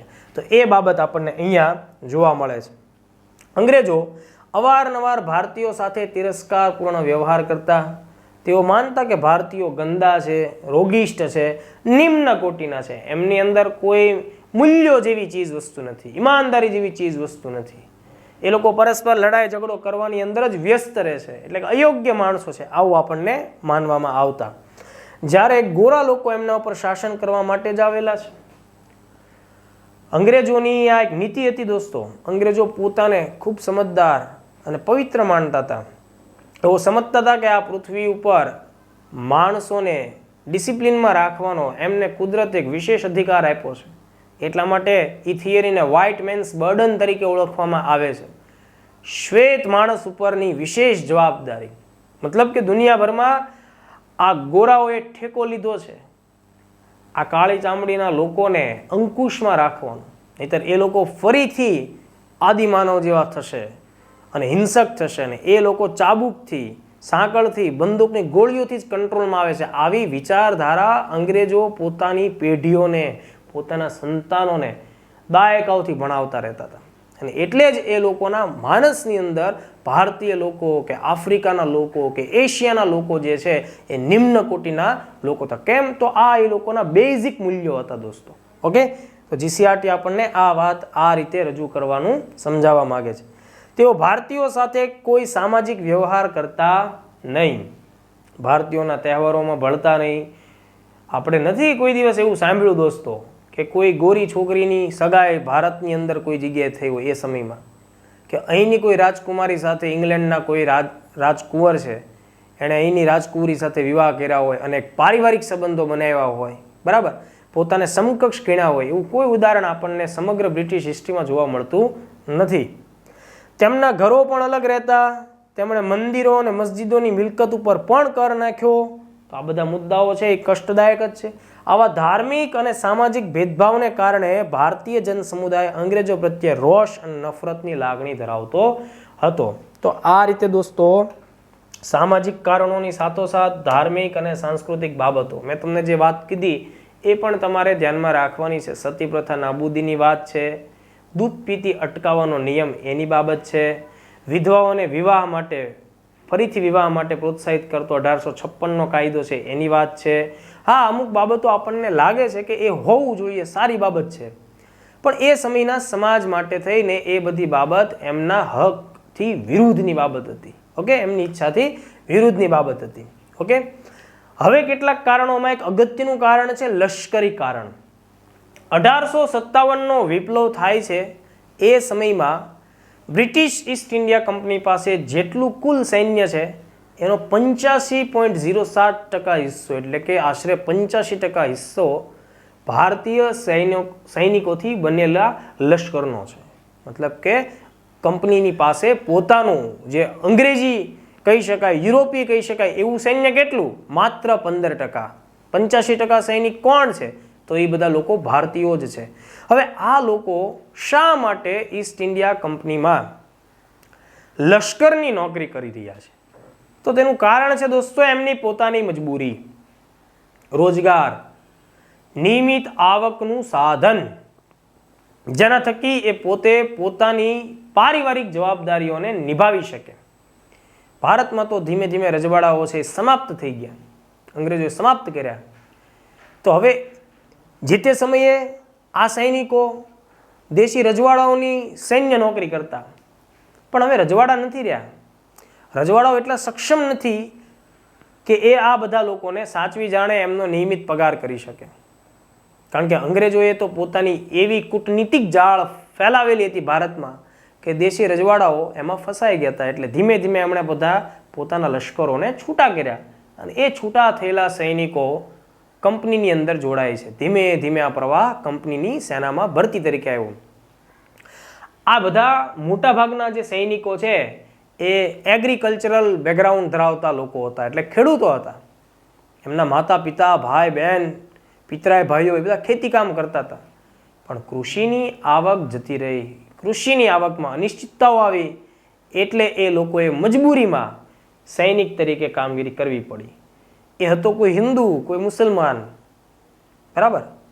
તો એ બધા લોકો ધીમે ધીમે આમાં જ્યારે જોડાય છે દોસ્તો, ત્યારે એમની સાથેનો જે વ્યવહાર છે એ વ્યવહાર ઘણો બધો નકારાત્મક છે. એમનો પગાર ઓછો છે, એમનું પદ નીચું છે, એમના સાંસ્કૃતિક જે કાંઈ પણ મૂલ્યો છે એની સાથે ઘણી બધી છેડછાડ થાય છે. તો જોઈએ જીસીઆરટીમાં આપણી સામે શું વાત રજૂ થાય. ભારતનો આ સંગ્રામ સૌપ્રથમ ભારતીય સૈનિકોએ શરૂ કર્યો હતો, કારણ કે સૌથી વધુ શોષણ કોનું થાય છે આમાં? સૈનિકોનું થાય છે. તેનું કારણ ભારતીય સૈનિકો સાથે અંગ્રેજોની શોષણની નીતિ હતી તે છે. કઠોર લશ્કરી સેવાઓ બજાવવા છતાં હિન્દી સૈનિકોના પગાર ભથ્થા, એમની જે સગવડ છે એ અત્યંત નિમ્ન કોટીની હતી. એમને આપવામાં આવતું અનાજ, એમને જે જગ્યાએ રાખવામાં આવતા હતા એ બધી કોઠીઓ, એ બધાની અંદર ખૂબ તકલીફો હતી દોસ્તો. કોઈ પણ ભારતીય સૈનિક સુબેદારથી વધારે ઊંચો હોદ્દો મેળવી શકતો નહીં. અંગ્રેજો ભારતીય સૈનિકો સાથે કોઈ સામાજિક વ્યવહાર પણ કરતા નહીં. મતલબ સમજો દોસ્તો કે આ જે બધા સૈનિકો છે એમને ઈચ્છા થાય છે કે ભાઈ 7મ 8મ આવે છે તો અમને 2 દિવસની રજા મળે, દિવાળી આવે અમને રજા મળે, નવરાત્રિમાં અમને 2 દિવસની રજા મળે. પણ અંગ્રેજો એની રજા આપતા નથી. બીજું, રજાઓ તો ઠીક છે દોસ્તો, 2-2, 3-3 વર્ષ સુધી સતત લડાઈની કામગીરીમાં જોતરેલા રાખે છે, દૂર દૂર સુધી લડવા મોકલે છે. તમે ઇતિહાસને વ્યવસ્થિત રીતે સમજશો તો ખ્યાલ આવશે. મ્યાનમાર સાથે લડાઈ, અફઘાનિસ્તાન સાથે લડાઈ, નેપાળ સાથે લડાઈ. તો સુદૂર વિસ્તારોની અંદર સૈનિકોને વર્ષો સુધી મોકલવામાં આવે છે. કોઈ જગ્યાએ 1 વર્ષ, 2 વર્ષ, 3 વર્ષ, 4 વર્ષ. તો આ બધા પ્રશ્નો હતા દોસ્તો. ભારતીય સૈનિકોને પાઘડી બાંધવા ઉપર પ્રતિબંધો લાગતા હતા, કારણ કે જે ડ્રેસ કોડ આવતો હતો એ ડ્રેસ કોડ કેવો હોય? અંગ્રેજોએ નક્કી કરેલો હોય એવો ડ્રેસ કોડ હોય. તિલક કરવું, મતલબ કપાળમાં આપણે જે ચાંદલો કરીએ, હવે તો આપણે લોકો નથી કરતા, કદાચ આપણે લોકો વધારે પ્રોફેશનલ થઈ ચૂક્યા છીએ, પણ ભૂતકાળની અંદર તમે જોજો, તમારા વડીલો જે બધા હોય એમના ઘરે, આપણા ઘરે જે જૂના ફોટા હોય એને આપણે જોઈએ તો ખ્યાલ આવે છે. ગ્રુપ ફોટો હોય તો ગ્રુપ ફોટામાં પણ જોજો, લગભગ કોઈ ચહેરો એવો નહીં હોય કે જ્યાં એના માથા ઉપર પાઘડી નહીં બાંધી હોય અથવા કપાળમાં તિલક નહીં હોય. પણ એ સમયે કે ભાઈ તમે તિલક કરશો તો એ ગુનો ગણાશે. તિલક કરવા ઉપર પ્રતિબંધ, દાઢી રાખવા ઉપર પ્રતિબંધ, આ બધા પ્રતિબંધો ફરમાવવામાં આવ્યો. કાનમાં કડી નહીં પહેરવાની, હાથમાં કડા નહીં પહેરવાના, આવા બધા કડક નિયમો આ લશ્કરી સૈનિકો ઉપર ધીમે ધીમે લાગુ થવા લાગ્યા. અને એ બધાને લીધે એ લોકો અકળાઈ ગયા. આપણે જે સમયની વાત કરીએ છીએ દોસ્તો એ છે 19મી સદી, એટલે આજથી 200 વર્ષ પહેલાંની વાત છે, 250 વર્ષ પહેલાંની વાત. એ સમયની અંદર ધર્મ જે છે ને એ સર્વોચ્ચ છે દોસ્તો. ધર્મની બાબત એટલે સર્વોચ્ચ બાબત, એનાથી વિશેષ માણસ માટે કોઈ ચીજ વસ્તુ નથી. દેવની આજ્ઞા, ધર્મની બાબત, એનાથી મોટો એમના માટે બીજા જીવનનો કોઈ મતલબ જ નથી. લોકો પર ધાર્મિક અસરો ખૂબ જ વ્યાપ્ત હતી, એટલે એ લોકો એનાથી બહાર નીકળી શકે તેવી કોઈ એની બૌદ્ધિક કે માનસિક કોઈ તૈયારી આપણને જોવા મળશે નહીં એ સમયની અંદર. ઓકે, તો હવે શું થશે? ભારતીય સૈનિકોને એમની ધાર્મિક ભાવના વિરુદ્ધ દરિયા પાર જવાની બાંહેધરી પણ આપવી પડતી હતી. અને આ બધા કારણોને લીધે ભારતીય સૈનિકો અંગ્રેજોની વિરુદ્ધ ઉશ્કેરાયા. આ જે વિધાન છે એ સમજીએ. હિન્દુ ધર્મ પ્રમાણે દરિયો ઓળંગવો પાપ ગણાતું. જે વ્યક્તિ દરિયો ઓળંગે તો એને ધર્મભ્રષ્ટ અને એના લીધે સમાજમાંથી બાકાત કરવામાં આવતું. હવે જ્યારે આ લોકો સૈનિક તરીકે સેનામાં જોડાય છે ત્યારે એમની પાસેથી બાહેધરી લેવામાં આવતી કે જરૂર પડે તમને અંગ્રેજી સૈનિકોને મતલબ કે ઉપરથી કમાન્ડ આવે છે, ઓર્ડર આવે છે કે તમારે બહાર જવાનું છે લડવા માટે, તો તમારે દરિયો પાર કરવો પડશે. તો તમે સમજો દોસ્તો કે એ સમયમાં જે સૈનિકો દરિયો પાર કરીને મ્યાનમાર માટે લડવા ગયા કે અન્ય કોઈ જગ્યાએ અભિયાનમાં જોડાયા અને જ્યારે એમના પરિવારને, એમના સમાજને આ વાતનો ખ્યાલ આવ્યો તો એ લોકો એમની સામાજિક જે પ્રતિષ્ઠા છે, એનું જે સામાજિક સ્થાન છે એનાથી એને શું કરશે? અલગ કરશે. એ લોકોનો સમાજ છે એ અસ્વીકાર કરશે. અને આવું ઘણું બધી ઘટનાઓ આપણને જોવા મળી. અફઘાનિસ્તાન સાથે જ્યારે અંગ્રેજો લડાઈ લડે છે દોસ્તો, તો જે હિન્દુ સૈનિકો અફઘાનિસ્તાન લડાઈ માટે જઈને પરત આવ્યા ત્યારે એમના વતનમાં એમને જાકારો મળ્યો. એમના ખુદના પરિવારના લોકોએ એમને બહિષ્કૃત કર્યા કે ભાઈ તમે હવે અમારા ઘરમાં ન આવશો, તમે અપવિત્ર થઈ ચૂક્યા છો, તમારો ધર્મ ભ્રષ્ટ થઈ ચૂક્યો છે. તો આ રીતે આ ધાર્મિક, સામાજિક અને સાંસ્કૃતિક કારણો આપણે જોયા દોસ્તો. તો દોસ્તો લાંબા ગાળાના કારણો જે હતા એની ચર્ચા પૂરી કર્યા પછી 1857ની ક્રાંતિ અથવા તો વિપ્લવ પાછળ જે તાત્કાલિક કારણ જવાબદાર હતું, હવે આપણે એ તાત્કાલિક કારણની ચર્ચા કરવાની છે. તમને જ્યારે પરીક્ષામાં પૂછાય કે 1857નો સંગ્રામ કે વિપ્લવ કે ક્રાંતિનું તાત્કાલિક કારણ કયું હતું, તેનો જવાબ છે દોસ્તો ચરબીવાળા કારતૂસ. આ ચરબીવાળા કારતૂસને લઈને લશ્કરી સૈનિકોમાં એક ડરની ભાવના, ડરની લાગણી પેદા થઈ અને એના લીધે આ સૈનિકો હથિયાર ઉઠાવવા માટે મજબૂર થયા હતા. ઘટના કંઈક એવી હતી દોસ્તો કે અંગ્રેજી લશ્કરી સૈનિકો પાસે રાઇફલ તરીકે બ્રાઉન બેઝ રાઇફલનો ઉપયોગ થતો હતો, પણ આ બ્રાઉન બેઝ રાઇફલ કરતાં પણ ઘણા દૂર સુધીના વિસ્તારમાં એટેક કરી શકે, એટલે કે એના કરતાં પણ વધુ પ્રહાર ક્ષમતા ધરાવતી એક નવી રાઇફલ ડિસેમ્બર 1856માં ભારતમાં લશ્કરી સૈનિકોને સોંપવામાં આવી હતી અને ધીમે ધીમે એની ટ્રેનિંગ શરૂ થઈ. તો આ બ્રાઉન બેઝ રાઇફલના સ્થાન ઉપર કઈ રાઇફલ ભારતમાં લાવવામાં આવી? તો આપણો જવાબ છે એનફિલ્ડ રાઇફલ. હવે આ એનફિલ્ડ રાઇફલનું જે કારતૂસ હોય દોસ્તો, કે જે કારતૂસની અંદર એનો ગન પાવડર ભરેલો હોય, ફાયર કરતા પહેલા તમારે એ કારતૂસને હવાચુસ્ત રીતે પેક કરવામાં આવતું, જેથી કરીને હવાનો ઓક્સિજન કારતૂસની અંદર રહેલા ગન પાવડરનું ઓક્સિડેશન ન કરી નાખે, એટલે કે એને કાટ ન લગાડે, એટલે કે લાંબો સમય સુધી જળવાયેલું રહે. એટલા માટે શું થતું કે આ જે ગન પાવડર છે એને કારતૂસમાં પેક કરવામાં આવતું હવાચુસ્ત રીતે. એટલે એની જે ઉપરની કેપ છે દોસ્તો એને હાથથી તોડી ન શકાય, એટલા માટે ફરજિયાતપણે તમારે તાકાત લગાવીને દાંતથી ખેંચીને તોડવી પડે. એટલે એ જે કેપ હતી કારતૂસની, એ જે કેપ છે એ ચરબીમાંથી બનાવવામાં આવતી હતી અને એ ચરબી માટે ગાયની ચરબી અને ડુક્કરની ચરબીનો ઉપયોગ થતો હતો. હવે શરૂઆતમાં અંગ્રેજી લશ્કરી પ્રશાસને આ અંગેનો ખુલાસો ભારતીય સૈનિકો સાથે કર્યો ન હતો. એની ટ્રેનિંગ શરૂ થઈ.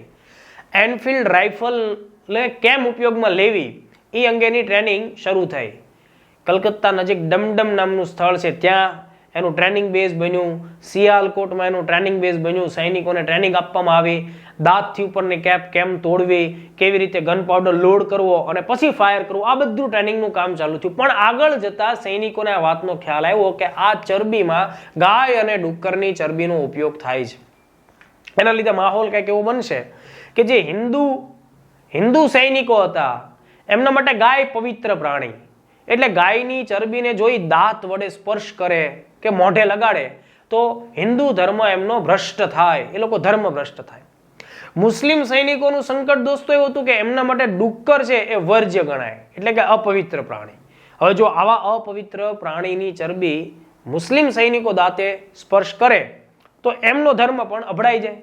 એટલે આ બધાને લીધે બંને ધર્મના સૈનિકો એ બધામાં એક પ્રકારની ડરની લાગણી, ધર્મ ભ્રષ્ટ થઈ ગયો એવી લાગણી ઘેરાવા લાગી. એટલે સૈનિકો આનાથી ડરવા લાગ્યા. સૈનિકોએ આ રાઇફલનો ઉપયોગ ન કરવો એ અંગે પોતાની લાગણીઓ વ્યક્ત કરી, પણ આ લાગણીઓની સરકાર ઉપર, પ્રશાસન, લશ્કરી વડાઓ ઉપર કોઈ ખાસ અસર થઈ નહીં.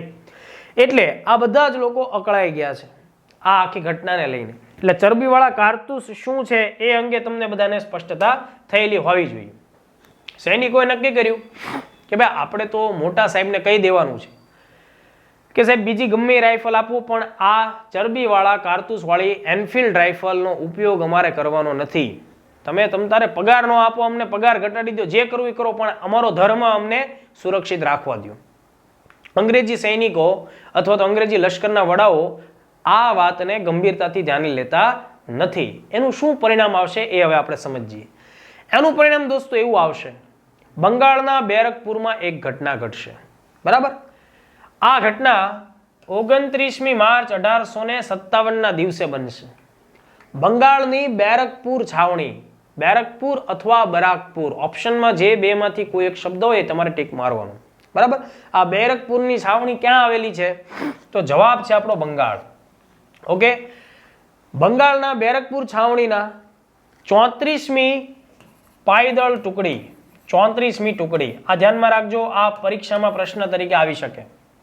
શરદીને લીધે મારો અવાજ થોડોક દબાયેલો છે, પણ તમે લોકો આને સમજવાનો પ્રયત્ન કરજો. બંગાળની બેરકપુર છાવણીમાં 34મી ઇન્ફેન્ટરી, ઇન્ફેન્ટરી શબ્દ આવશે, ઇન્ફેન્ટરી. આ ઇન્ફેન્ટરી શબ્દ છે એનું ગુજરાતી થશે પાયદળ સૈનિકો. તો પાયદળ સૈનિકો ટુકડી નંબર 34, 34મી ટુકડીનો એક સૈનિક છે જેને આપણે મંગલ પાંડે કહીએ છીએ. તો દોસ્તો અહીંયાથી સવાલ આવશે કે આ મંગલ પાંડે છે. ઓકે, મંગલ પાંડે બેરકપુર છાવણીમાં 34મી રેજિમેન્ટ, એ રેજિમેન્ટ કેવી હતી? ઇન્ફેન્ટરી હતી. ઇન્ફેન્ટરી એટલે પાયદળ સૈનિક ટુકડી હતી, એનો એ સૈનિક હતો. મંગળ પાંડેનું મૂળ વતન છે ઉત્તર પ્રદેશ. ઉત્તર પ્રદેશ જે છે એની અંદરનો એ રહેવાસી વ્યક્તિ છે. બરાબર, તો ઉત્તર પ્રદેશની અંદરથી એની જોબ ક્યાં છે? બંગાળની અંદર બેરકપુર છાવણી છે ત્યાં. તો મંગલ પાંડે છે 29મી માર્ચ 1857ના દિવસે એના ઉપરી અધિકારીને સ્પષ્ટપણે આ ચરબીવાળા કારતૂસ ઉપયોગ નહીં કરવા અંગે જાહેરાત કરે છે. અને એના લીધે ઉશ્કેરાઈને શું કરશે? પોતાના ઉપરી અધિકારી, એજ્યુટેન્ટ, એજ્યુટેન્ટ એક પદ છે, ઉપરી અધિકારી એજ્યુટેન્ટ છે. ઓકે, એજ્યુટેન્ટ યુસન ઉપર ગોળીબારી કરશે. અને ભારતની અંદર અંગ્રેજી શાસનના લશ્કરી ઇતિહાસમાં પહેલીવાર એક એવી ઘટના ઘટે છે કે એક સામાન્ય પાયદળ ટુકડીનો માણસ છે, એક સૈનિક છે, એ એના એજ્યુટેન્ટ લેવલના અધિકારી ઉપર ફાયરિંગ કરે છે, એની ઉપર ગોળીબારી કરે છે. આ મંગલ પાંડે કે જે ઉત્તર પ્રદેશના બલિયા જિલ્લાનું નાગવા નામનું એક નાનું એવું ગામ એનો રહેવાસી છે. એ વ્યક્તિ આવડું મોટું એક સાહસ કરે છે અને યુસનને ગોળી મારે છે. મંગલ પાંડેની ધરપકડ કરવાનો આદેશ દેવામાં આવે છે. મોટાભાગના સૈનિકો એ આદેશ છે એનું પાલન નથી કરતા, પણ એક શેખ પલટુ નામનો વ્યક્તિ છે, એ વ્યક્તિ મંગલ પાંડેને પકડવામાં સફળ બને છે. બરાબર, આ ઉપરાંત જ્યારે એની ધરપકડ થાય છે એની પહેલા એ બીજો એક અધિકારી છે બગ ઉપર પણ ફાયરિંગ કરે છે. તો આવી રીતે મંગલ પાંડે બે વ્યક્તિઓને ગોળીથી ઘાયલ કરવાનો પ્રયત્ન કરે છે. આ ઘટના વિશે ઘણા મતાંતરો છે, પણ જીસીઆરટી આપણને આટલી વિગત આપે છે. મંગલ પાંડે અંગ્રેજ અધિકારી મેજર યુસનની સામે આવ્યો. મેજર યુસન તેની ધરપકડ કરવા આદેશ કરે છે. મંગલ પાંડે તેને ગોળી મારી અને યુસન ત્યાં જ ઢળી પડ્યો. આ જે વાત છે એનો અર્થ શું સમજવો? જીસીઆરટી એનો કોઈ સ્પષ્ટતા કરતી નથી. ઢળી પડ્યો એટલે મરી ગયો કે ઘાયલ થયો, આ અંગેની સ્પષ્ટતા નથી. ત્યાંથી આગળ વધી તેણે લેફ્ટનન્ટ બગને પણ માર્યો એટલે મારી નાખ્યો કે ઘાયલ કર્યો, આ અંગે પણ ઇતિહાસકારોમાં મતાંતરો છે દોસ્તો. ઓકે, મંગલ પાંડે છે એની ધરપકડ કરવામાં આવી અને 8 એપ્રિલ 1857ના દિવસે, જો આ તારીખ તમારે યાદ રાખવાની છે ખાસ, 8 એપ્રિલ 1857ના દિવસે મંગલ પાંડેને બંગાળની બેરકપુર છાવણીમાં ફાંસીએ લટકાવવામાં આવ્યા. કારણ શું? તો કે એણે આ રાઇફલનો ઉપયોગ નથી કરવો એ વાતના વિરોધમાં એણે પોતાના ઉપરી અધિકારીઓની ઉપર ગોળીથી પ્રહાર કર્યો, એટલે કે એટેક કર્યો, એમની ઉપર જીવલેણ હુમલો કર્યો. તો આ તારીખ કઈ છે દોસ્તો? 8મી એપ્રિલ 1857. મંગલ પાંડેને ફાંસી ક્યાં આપવામાં આવી? તો બંગાળની બેરકપુર છાવણી. મંગલ પાંડે ક્યાંના સૈનિક છે? બંગાળના બેરકપુર છાવણીના 34મી પાયદળ ટુકડીના એ સૈનિક હતા. મંગલ પાંડેનું વતન ક્યાં હતું દોસ્તો? મંગલ પાંડેનું વતન છે એ અત્યારે ઉત્તર પ્રદેશ રાજ્યમાં બલિયા જિલ્લો છે એનું નાગવા ગામ છે. આ ઘટના ઘટી ત્યારે મંગલ પાંડેની ઉંમર હતી માત્ર 30 વર્ષ. ઓકે, એટલે 30 વર્ષની ઉંમરમાં મંગલ પાંડે આટલું મોટું સાહસ કરી અને વીરગતિ પામ્યા. એટલા માટે 1857ની ક્રાંતિના સૌથી પહેલા શહીદ આપણે મંગલ પાંડેને માનીએ છીએ. તો આટલી વિગત આપણે ખાસ ધ્યાનમાં રાખવાની. બરાબર. આમ મંગલ પાંડે 1857ના સંગ્રામના પ્રથમ શહીદ હતા. એમને ફાંસી જે તારીખ આપવામાં આવી એ પણ તમારે પરીક્ષાના દ્રષ્ટિકોણથી યાદ રાખવાની. હવે શું થશે સમજો. એની અસર થશે દોસ્તો, એની અસર બીજા સૈનિકો ઉપર પણ પડશે. સૈનિકોના મનમાં એક પ્રશ્ન ઊભો થશે કે ભાઈ અમારો દોષ શું છે? અમે તો માત્ર એટલી રજૂઆત કરીએ છીએ કે આ રાઇફલ જે તમે અમને આપો છો એ ચરબી વાળા કારતૂસો ધરાવતી રાઇફલ હોવાથી અમારો ધર્મ ભ્રષ્ટ થાય, અમારે એનો ઉપયોગ કરવો નથી. અને આટલી સીધી સરળ વાત અંગ્રેજી દિમાગમાં કેમ ઘૂસતી નથી? અને મંગલ પાંડે જેવા વ્યક્તિને જાહેરમાં ફાંસી આપવામાં આવી. આની અસર આવશે મેરઠમાં. બરાબર. એટલે મેરઠની સૈન્ય છાવણી, આ બહુ અગત્યનો મુદ્દો છે, ખાસ ધ્યાન રાખજો. મેરઠની સૈન્ય છાવણી, એમાં એક ઘટના ઘટશે. મંગલ પાંડેને 8મી તારીખે ફાંસી આપી એના 15-16 દિવસ પછી 24 એપ્રિલના દિવસે, 24 એપ્રિલ 1857. આ તારીખ, આ વિગત જીસીઆરટીમાં નથી અત્યારના ધોરણે આપેલી, પણ આપણે એને ધ્યાનમાં રાખશું. 24 એપ્રિલ 1857ના દિવસે મેરઠ છાવણીમાં ઘોડેસવાર ટુકડી, ખાસ ધ્યાન રાખજો, ઘોડેસવાર ટુકડીનો ક્રમાંક છે 3, થર્ડ કેવેલરી, એટલે કે ઘોડેસવાર ટુકડી નંબર 3, એના 90 સૈનિકો, કેટલા? 90 સૈનિકો આ રાઇફલનો ઉપયોગ નહીં કરીએ એવી નારેબાજી કરે છે અને વિરોધ કરે છે. એટલે મેરઠની જે આખી છાવણી છે, બરાબર, જેનો જનરલ છે હેરસે. ઓકે, આ જનરલ હેરસે જે મેરઠનો મુખ્ય અંગ્રેજી લશ્કરી છાવણીનો વડો છે, આ હેરસે શું કરશે? આ 90 જે લોકો છે, બરાબર, 90 લોકોને સજા સંભળાવશે. એ લોકોને ધરપકડમાં લેશે, એમના હથિયારો છીનવી લેશે અને એ લોકોની પર માર્શલ કોર્ટ પ્રમાણે, એટલે કે સૈન્ય અદાલતમાં કેસ દાખલ થયો. કેસનો ચુકાદો આપણને મળે છે. એ ચુકાદો આપણને મળે છે 9મી મેના દિવસે. અને એની અંદર આ 90 સૈનિકો પૈકી 85 સૈનિકોને દોસ્તો મેરઠની અંદર ઘોડેસવાર ટુકડી નંબર 3ના 90 પૈકી 85 સૈનિકોને 9 મે 1857ના દિવસે સજા સંભળાવવામાં આવી. એમને સેનામાંથી હાંકી તો કાઢવામાં આવ્યા, પણ આ 85 વ્યક્તિઓને 10-10 વર્ષનો કારાવાસ પણ સંભળાવવામાં આવ્યો. તો આ એક બહુ મોટી ઘટના હતી દોસ્તો. આ વાતનો વિરોધ મેરઠના દરેક સૈનિકો દ્વારા થશે અને મેરઠની અંદર 10મી મેના દિવસથી વિપ્લવની શરૂઆત થઈ. તો ઘણી બધી પરીક્ષામાં આ પ્રશ્ન આપણને પૂછાય છે, તો આપણે એને ખાસ સમજવાનો પ્રયત્ન કરીએ. 1857 એની ખરી શરૂઆત મેરઠથી થઈ. આ મેરઠ ઉત્તર પ્રદેશમાં આવેલું છે.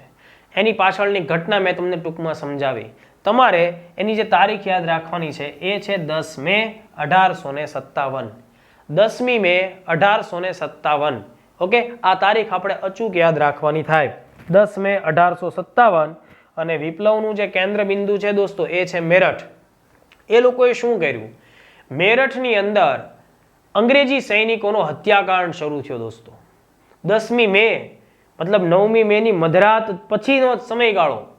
10મી મેનો આખો દિવસ લોહિયાળ રહ્યો દોસ્તો.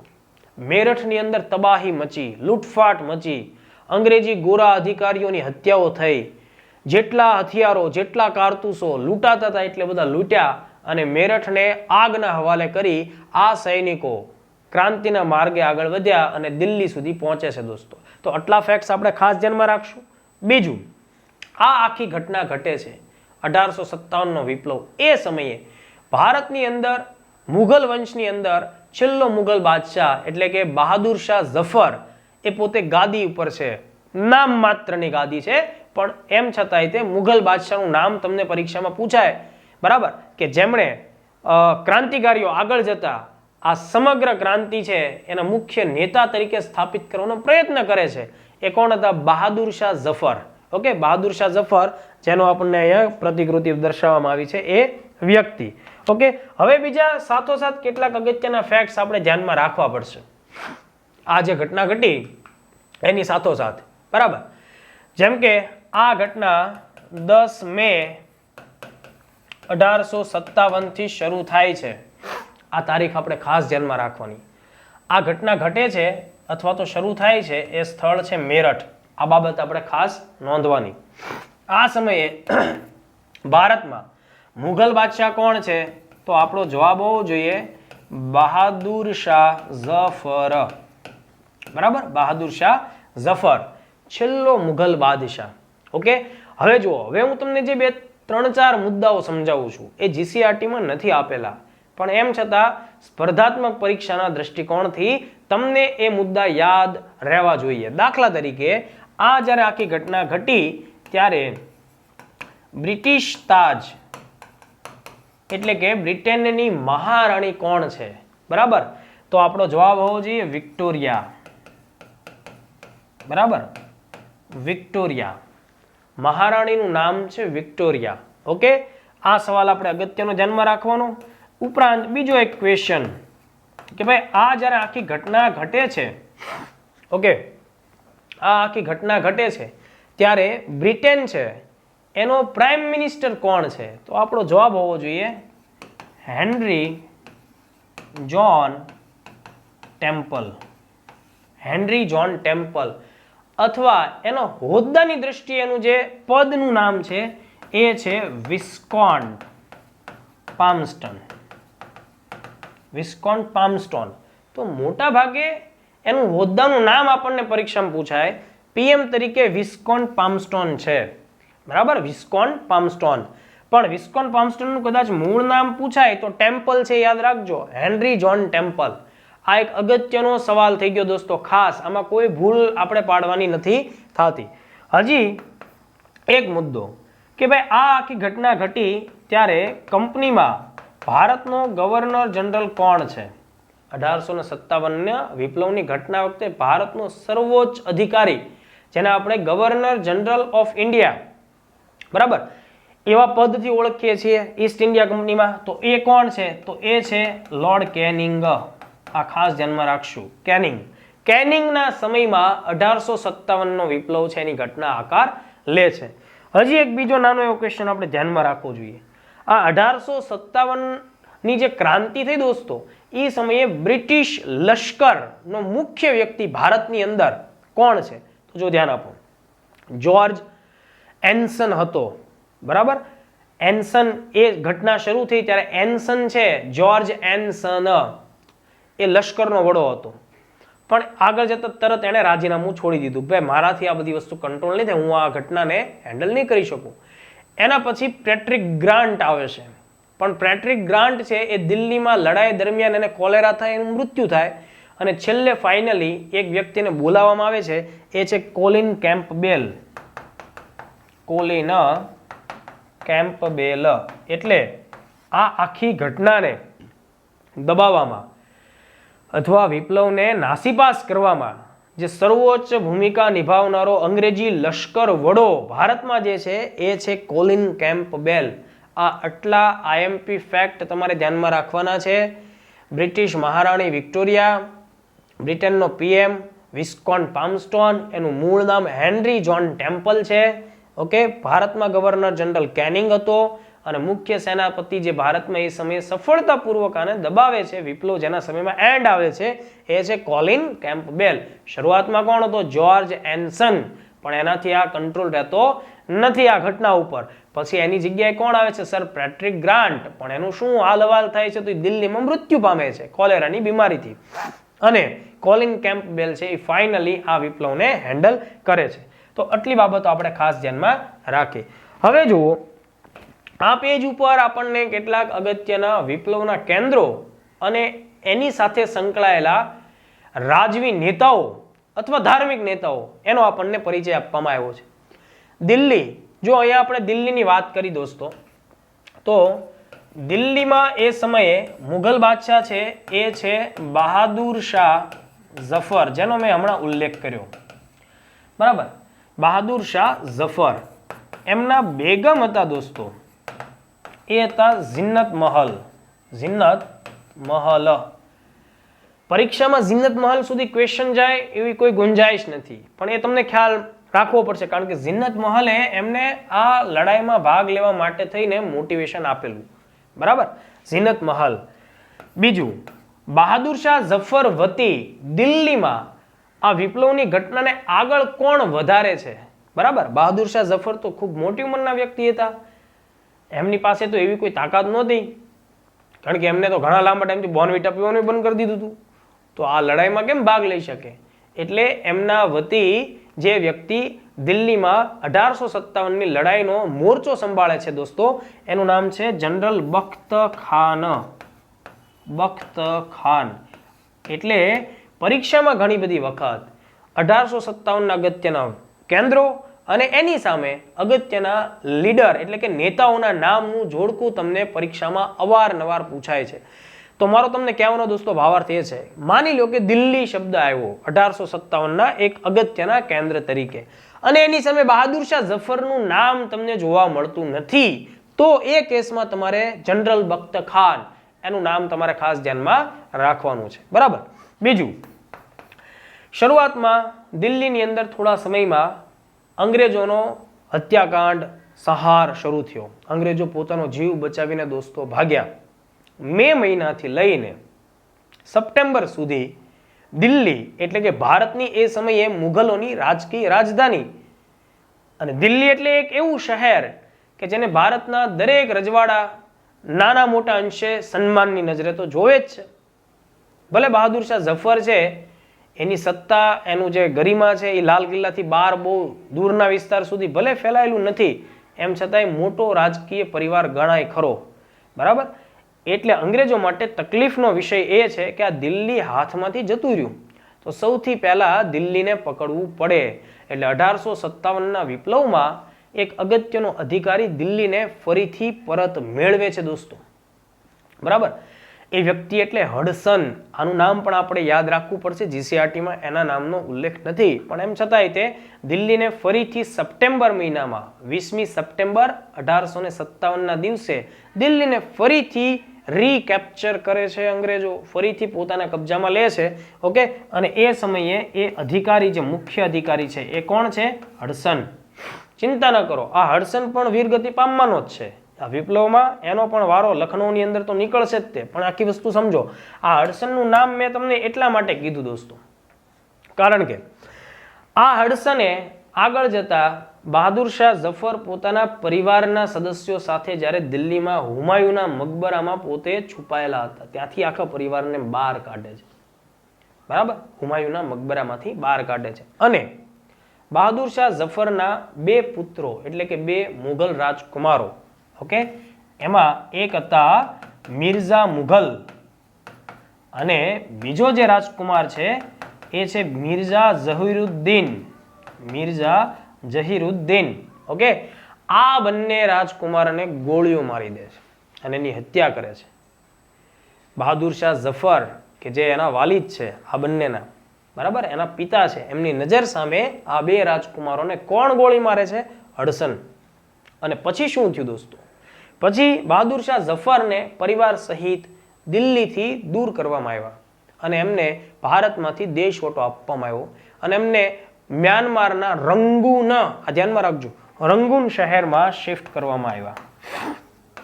રંગૂન. રંગૂનને કેટલીક જગ્યાએ યંગૂન પણ કહેવામાં આવે. જો દોસ્તો આ બધી જ વિગતો જીસીઆરટીમાં નથી આપવામાં આવી, કારણ કે આ 8મા ધોરણના લેવલની વિગતો નથી, પણ આપણે લોકો 8મું ધોરણ ભણતા નથી, આપણે સ્પર્ધાત્મક પરીક્ષામાં છીએ, એટલે આ બધી જ વિગતો આપણી પાસે હોવી અત્યંત આવશ્યક છે.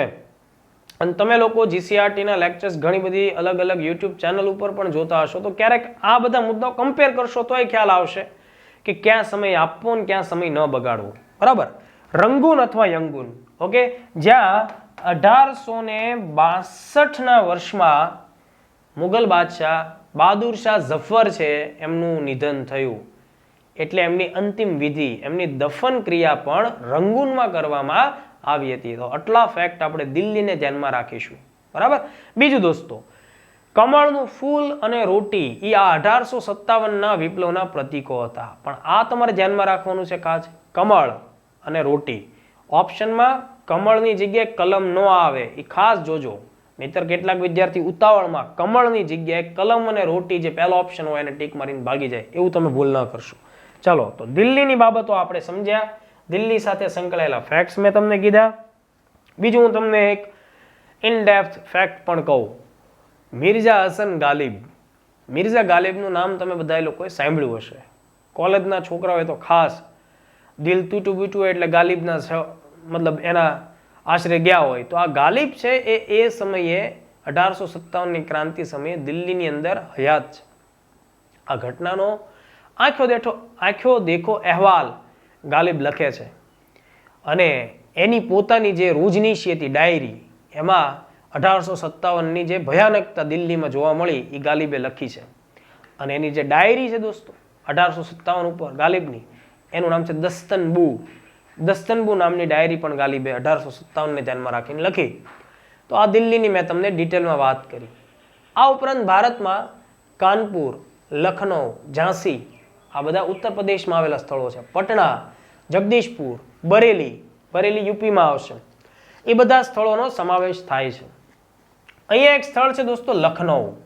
ઓકે, લખનઉ એટલે અવધ રાજ્ય છે તેની રાજધાની. લખનઉમાં નવાબી રાજ્ય હતું, એટલે કે નવાબની સત્તા હતી. નવાબનું નામ છે દોસ્તો વાજીદ અલી શાહ. ડેલાઉસીએ વાજીદ અલી શાહને એક ભ્રષ્ટ અને એક બિન કાર્યક્ષમ નવાબ છે એવું સાબિત કરતા અહેવાલો તૈયાર કરાવડાવી ઈસ્ટ ઇન્ડિયા કંપનીને મોકલી આપ્યા અને એણે કીધું કે ભાઈ વહેલી તકે આ અવધ છે એની ઉપર આપણે કબજો લેવો પડશે. એટલે ગેર વહીવટના બહાના હેઠળ, જો આ ખાસ ધ્યાનથી સાંભળજો અને એને યાદ રાખજો, ડેલાઉસીના પ્રશાસનિક કાળમાં ગેરવહીવટનો આરોપ કયા રાજ્ય ઉપર લગાડવામાં આવેલો? આપણો જવાબ હોવો જોઈએ લખનઉ સ્ટેટ અથવા અવધ. અવધ કયો કે લખનઉ કયો, બંને એક થાય. લખનઉ એની રાજધાની છે, બરાબર.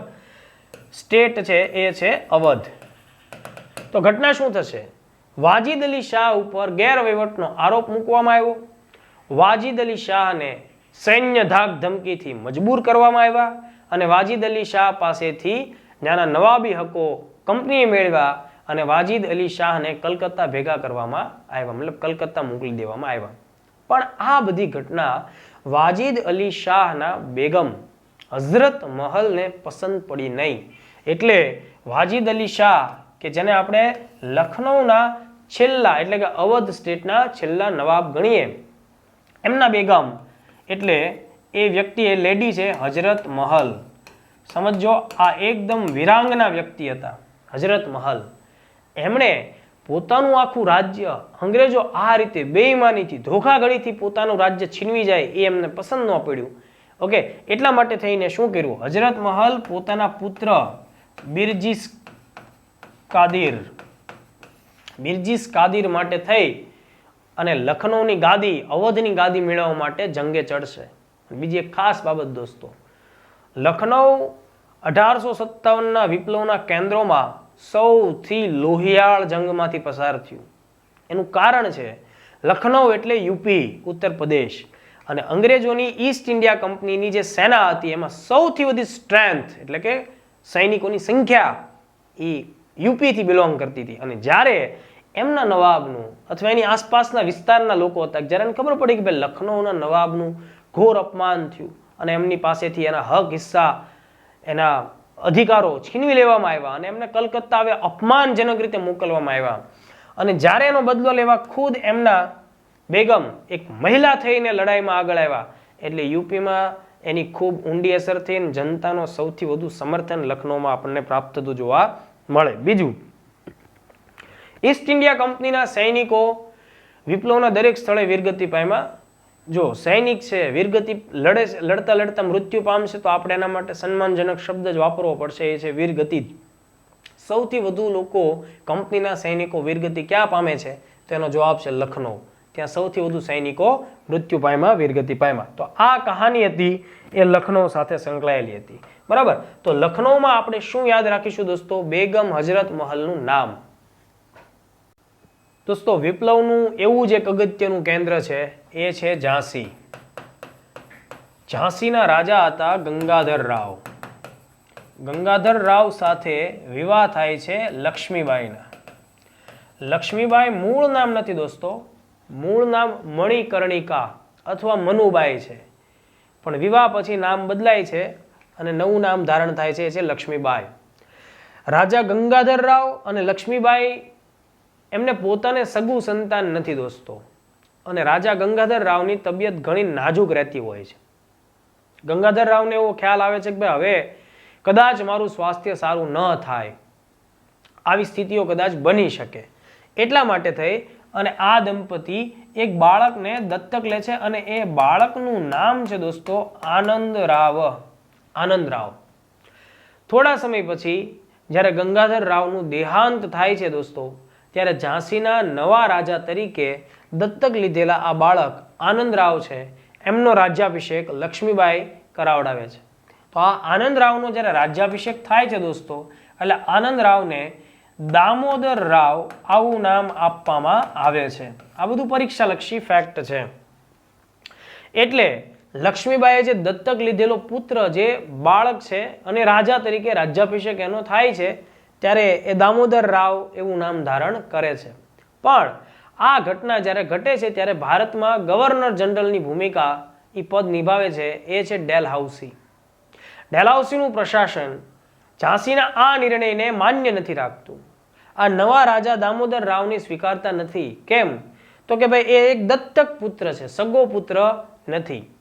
લક્ષ્મીબાઈ દ્વારા ઘણી બધી વખત આ વાતની રજૂઆત અરજી તરીકે કરવામાં આવી કે ભાઈ આ અમારી પરંપરા છે. ભારતમાં હિન્દુ રાજા હોય કે મુસ્લિમ નવાબ હોય, જ્યારે એમને પોતાનું સગું સંતાન નથી ત્યારે એ પોતાના રાજકીય વારસ તરીકે પોતાને જે યોગ્ય લાગે એ વ્યક્તિને રાજકીય વારસ તરીકે દત્તક લઈ શકતા હોય, પણ આ વાત અંગ્રેજી શાસન માનતું નથી અને ડેલહાઉસીના આદેશથી ઝાંસી રાજ્ય છે એ ઈસ્ટ ઇન્ડિયા કંપનીમાં ભેળવી દેવામાં આવે છે. અને એ જ વાતનો વિરોધ લક્ષ્મીબાઈ કરશે અને લક્ષ્મીબાઈ એના માટે થઈને હથિયાર ઉઠાવશે. તો આટલા અગત્યના ફેક્ટ આપણે ઝાંસીના યાદ રાખવા પડશે. તો રાણી લક્ષ્મીબાઈ એક વિશાળ લશ્કર સાથે 1857ના સંગ્રામમાં વીરતાપૂર્વક જોડાયા. એમણે કાલપી અને ગ્વાલિયર જેવા સ્થળોએ અંગ્રેજોની વિરુદ્ધમાં સફળતાપૂર્વક નેતૃત્વ પણ પૂરું કર્યું. લક્ષ્મીબાઈના કટ્ટર હરીફ તરીકે અંગ્રેજી સૈનિક અધિકારી કામગીરી કરે છે એ છે યુ રોજ. અને દોસ્તો જ્યારે ગ્વાલિયરમાં લક્ષ્મીબાઈ વીરગતિ પામે છે ત્યારે યુરોજ એમની મર્દાનગીને એમની વીરતાને બિરદાવે છે અને કહે છે કે અહીંયા લડવાવાળા બધાની અંદર માત્ર એક જ મર્દ વ્યક્તિ છે અને એ છે આ લેડી એટલે કે લક્ષ્મીબાઈ. લક્ષ્મીબાઈનું જે સાહસ હતું દોસ્તો એ સમગ્ર ભારતે 1857થી અત્યાર સુધી યાદ રાખ્યું છે. અને એમનું જ્યારે જ્યારે નામ લેવાય છે ત્યારે વીરાંગનાની પ્રતિકૃતિ આપણા દિલ દિમાગની અંદર છવાઈ જાય છે. એટલે જ તે સુભદ્રા કુમારી ચૌહાણે એમના પર બહુ એક દીર્ઘ કાવ્ય લખ્યું છે, ખૂબ લડીવો મર્દાનીથી ઝાંસી વાલી રાનીથી. તો આ પણ કાવ્યનું જે ટાઇટલ છે સુભદ્રા કુમારી ચૌહાણ, એનો જવાબ આવે ઘણીવાર પરીક્ષામાં પૂછાયેલું છે. તો લક્ષ્મીબાઈનું આ સાહસ છે એ 1857માં આપણને જોવા મળે છે. ત્યારબાદ દોસ્તો બીજા એક એવા અગત્યના વ્યક્તિ એટલે કે બિહાર જે રાજ્ય છે એનો જિલ્લો આરા. આરાનું એક તહેસીલ એક તાલુકો છે જગદીશપુર. આ 3 નામ એટલે લખાવું છું કે 3માંથી કોઈ પણ સ્થળ પૂછાય અને એની સામે તમારે જોડ ગોઠવવાની થાય તો તમારે એમાં નામ યાદ રાખવાનું છે જે વીર પુરુષ એમાં લડ્યા. કુંવરસિંહ. કુંવરસિંહ 82 વર્ષની ઉંમરે અંગ્રેજોનો સામનો કરે છે. કુંવરસિંહ એક બહુ મોટા જાગીરદાર હતા જેમની જાગીર ડેલહાઉસીના શાસનકાળમાં જપ્ત કરવામાં આવેલી. એમને જાગીરથી એટલે એમની જાગીરનો અધિકાર છીનવવામાં આવેલો, એટલે કુંવરસી લડાઈ લડે છે. તો પરીક્ષામાં ખાસ ધ્યાન રાખજો, બિહારમાં કુંવરસી. વધુ ડિટેલમાં જાય તો જિલ્લા લેવલે પ્રશ્ન પૂછે તો બિહારમાં કયો જિલ્લો? આરા. એનાથી જો ડેપ્થમાં જાય તો જગદીશપુરમાં કુંવરસીનું નામ આપણે લોકોએ યાદ રાખવાનું થાય છે. ત્યારબાદ બરેલી યુપીમાં આવેલું છે. એમાં ખાન બહાદુર ખાન આ મુખ્ય નેતા હતા, એટલે આ વ્યક્તિનું નામ પણ આપણે ધ્યાનમાં રાખવાનું છે પરીક્ષાના દ્રષ્ટિકોણથી. એવી રીતે કાનપુર. દોસ્તો કાનપુર એક અગત્યનું વાણિજ્ય શહેર હતું, કાપડ ઉદ્યોગનું પણ એક બહુ મોટું કેન્દ્ર, એટલે કાનપુર ગંગા નદીના કિનારે વસેલું શહેર. કાનપુરની અંદર મરાઠા પેશવા નાના સાહેબ છે એમનું ક્ષેત્ર છે. દોસ્તો આમ તો પેશવાએ નાબૂદ કરી દેવામાં આવી છે અને એનો જ બદલો નાના સાહેબ લેશે. દોસ્તો નાના સાહેબનું મૂળ નામ હતું ધાંડુપંત. એ છેલ્લા પેશવા બાજીરાવ બીજાના દત્તક પુત્ર હતા અને નાના સાહેબ છે એ બાજીરાવ સેકન્ડના અવસાન પછી પોતાને જ્યારે પેશવા જાહેર કરે છે તો ડેલહાઉસીનું પ્રશાસન એને પણ એ પ્રકારનો નિર્ણય લેતા અટકાવે, એમનું પેશવા તરીકેનું પદ કેન્સલ કરે અને સાથોસાથ ઈસ્ટ ઇન્ડિયા કંપની પેશવાઓને જે દર વર્ષે 18 લાખ રૂપિયાનું પેન્શન આપતી હતી એ પેન્શન પણ ડેલહાઉસી બંધ કરાવે. એટલે આ પ્રકારે સામાજિક પ્રતિષ્ઠા અને આર્થિક અધિકારો એ બે વસ્તુ નાબૂદ થયા. કોના? ધાંડુપંત. ધાંડુપંત એટલે કોણ? નાના સાહેબ પેશવા. એટલે નાના સાહેબ પેશવા પણ અહીંયા વીરતાપૂર્વકનું કામ કરે, કારણ કે આપણને એનો અંતિમ સમય ક્યાં વીત્યો અને કેવી રીતે એના જીવનના છેલ્લા દિવસો ગયા એનો ખ્યાલ ઓથેન્ટિકલી આવતો નથી. પણ એમ છતાં આપણે કાનપુરમાં નાના સાહેબ પેશવા એ નામ યાદ રાખશું અને તેની સાથે એમના મુખ્ય પ્રધાન હતા તાત્યા ટોપે. તો આ તાત્યા ટોપે છે દોસ્તો, એનું મૂળ નામ છે રામચંદ્ર પાંડુરંગ.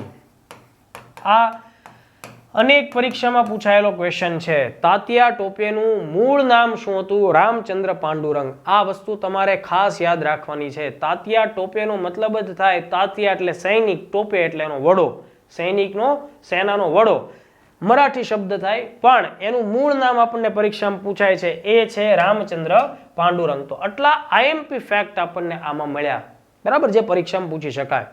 આ સિવાય 1857 નો જે સંગ્રામ છે દોસ્તો એ બનારસની અંદર પણ ફેલાણો. બનારસની અંદર મૌલવી લિયાકત અલી ખાન છે એને સારી ભૂમિકા નિભાવી. ફૈઝાબાદ છે, આગ્રા, રાજસ્થાનની અંદર આબુ, મધ્યપ્રદેશના ગ્વાલિયર, ઝાંસી, ઇન્દોર, મહારાષ્ટ્રની અંદર સતારા, કોલ્હાપુર, સાવંતવાડી, આવા બધા રાજ્યોના અગત્યના સ્થળો છે. સૌથી વધુ એની ડેન્સ ઇફેક્ટ આપણને ક્યાં મળે? યુપી બિહારમાં મળે. ગુજરાતમાં અમદાવાદમાં સૈન્ય ટુકડી નંબર 7 થી આ વિપ્લવની શરૂઆત થઈ. ઓકે, આ પણ અગત્યની બાબત થઈ. ત્યારબાદ લુણાવાડા, પાટણ, આણંદ, દ્વારકા, ઓખા, વિજાપુર, ખેરાલુ અને સાબરકાંઠા સુધી આ વિપ્લવની અસર ફેલાયેલી હતી. તો અહીંયાથી પણ આપણને પ્રશ્ન આવી શકે. હવે અહીંયા એક બે અગત્યના નામ આપણે ખાસ ધ્યાનમાં રાખવાના છે તે, બરાબર. ગુજરાતનો ઉલ્લેખ આવે એટલે ગુજરાતમાં આણંદના એક અગત્યના વ્યક્તિ મુખી ગરબડદાસ, એમણે આ વિદ્રોહને સારું એવું માર્ગદર્શન પૂરું પાડ્યું અને પછી એમને કાળા પાણીની સજાઓ પણ થઈ, બરાબર. જોધા માણેક અને મુળુ માણેકે દ્વારકા અને ઓખા મંડળ વિસ્તારની અંદર વિપ્લવને આગળ વધાર્યો. તો આ અગત્યના મુદ્દાઓ છે. મહીસાગર જિલ્લાના પાંડરવાડામાં આદિવાસીઓએ પણ અંગ્રેજોની સામે સારી એવી લડત આપી, બરાબર. આ સંગ્રામમાં રાજાઓ, જમીનદારો, જાગીરદારો, સ્ત્રી નેતાઓ, આદિવાસીઓ, ખેડૂતો, ગ્રામીણ વિસ્તારના લોકો, બરાબર, હિન્દુ, મુસ્લિમો બધા સાથે મળીને લડ્યા. બીજી એક ખાસ વાત, ગુજરાતમાં 1857માં વધુ ડિટેલ ફેક્ટ તમારે જો જોઈએ તો વર્લ્ડિન બોક્સ પબ્લિકેશનની ગુજરાત ઇતિહાસનું પુસ્તક છે. ઋષિભાઈ ચલાળિયા સાહેબે આ પુસ્તક લખેલું છે. એમાં પ્રકરણ નંબર છે 23મું પ્રકરણ, બરાબર. એ આખું ગુજરાતની અંદર 1857ની શું ઇફેક્ટ છે એ ઇન ડેપ્થ આપણને મળે છે 2 થી 3 પેજની અંદર, એટલી ડિટેલ આપણને મળે છે. ઓકે, તો આટલા મુદ્દાઓને આપણે ખાસ ધ્યાનમાં લીધા. હવે જુઓ આ સંગ્રામનું શું પરિણામ આવ્યું અને ભારતના અનુસંધાને આ સંગ્રામ નિષ્ફળ ગયો તેના કયા કારણો હતા આ બાબતને આપણે સમજવી પડે. દોસ્તો આ વિપ્લવ અંદાજે 1.5 વર્ષ ચાલ્યો, જેની અંદર અંગ્રેજો આ વિપ્લવને અલગ અલગ સ્થળો ઉપર દબાવવામાં અને ફરીથી એ સ્થળો ઉપર પોતાનો અંકુશ સ્થાપવામાં સફળ રહ્યા. એટલે આપણે એવું કહી શકીએ કે દેખીતી નજરે આ વિપ્લવ અસફળ રહ્યો, પણ આ વિપ્લવની અસર આવનારી પેઢીઓના માનસમાં કાયમ માટે અંકિત થવાની હતી. એટલે આ વિપ્લવ સંપૂર્ણપણે નિષ્ફળ ગયો એવું આપણે ન કહી શકીએ. તાત્યા ટોપે એટલે કે રામચંદ્ર પાંડુરંગ, નાના સાહેબ પેશવા, ઝાંસીના રાણી, આ બધા જ લોકો આવનારી પેઢીઓના આઈડિયલ બનવાના હતા. બરાબર, તો જોઈએ 1857ના સંગ્રામનું મુખ્ય પરિણામ ભારતીયોની હારમાં આવ્યું, મતલબ આપણે પરાજિત થયા. એટલે કે અહીંયાથી અંગ્રેજોને સાવ હાંકી કાઢવામાં આપણે સફળ થયા નહીં. સંગ્રામના નેતાઓએ શરૂઆતમાં બહુ જ ઝડપથી વિજય પ્રાપ્ત તો કર્યો, પણ અંગ્રેજોની શક્તિશાળી સેના સામે એવો હારવા લાગ્યા. અંગ્રેજોની પાસે ધુરંધર યુદ્ધના અનુભવી આધુનિક હથિયારોથી સજ્જ એવા કમાન્ડ હતા અને એના કમાન્ડર્સ હતા, જેમ કે જનરલ કોલિન કેમ્પબેલ, ઓકે, અને યુરોજ જેવા શક્તિશાળી સેનાપતિઓ હતા. એણે સંગ્રામના તમામ નેતાઓને એક પછી એક હરાવી અને ફરી એક વખત અંગ્રેજોનું શાસન ભારત ઉપર સ્થાપિત કર્યું. અહીંયા માત્ર બેના જ નામ છે, પણ એ સિવાય ઢગલો અંગ્રેજી કમાન્ડરોના નામ 1857ની યાદીમાં આપણે જોડી શકીએ. 1857ના સંગ્રામથી કંપની શાસનનો અંત આવ્યો. જો આ એક બાબત અગત્યની છે. 1 નવેમ્બર 1858ના દિવસે ભારત ઉપર એક નવી રાજકીય સત્તા શરૂ થઈ દોસ્તો, અને એ જેને આપણે કહીએ છીએ તાજનું શાસન, ક્રાઉન સ્ટેટ. મહારાણી વિક્ટોરિયાના સમયની આ વાત છે. મહારાણી વિક્ટોરિયાના સમયમાં તાજનું શાસન શરૂ થયું 1 નવેમ્બર 1858. એટલે કે આ જૂની ઈસ્ટ ઇન્ડિયા કંપની છે એને રદ જાહેર કરવામાં આવી, અને ભારતમાં ઈસ્ટ ઇન્ડિયા કંપનીએ જેટલો વિસ્તાર વિકસાવ્યો હતો, પોતાની રાજ્યનો વિસ્તાર જેટલો પણ સાધ્યો હતો, એ બધો જ વિસ્તાર હવેથી તાજનો વિસ્તાર થશે. વહીવટ એનો બ્રિટનનું મંત્રીમંડળ એટલે કે એની સરકાર કરશે.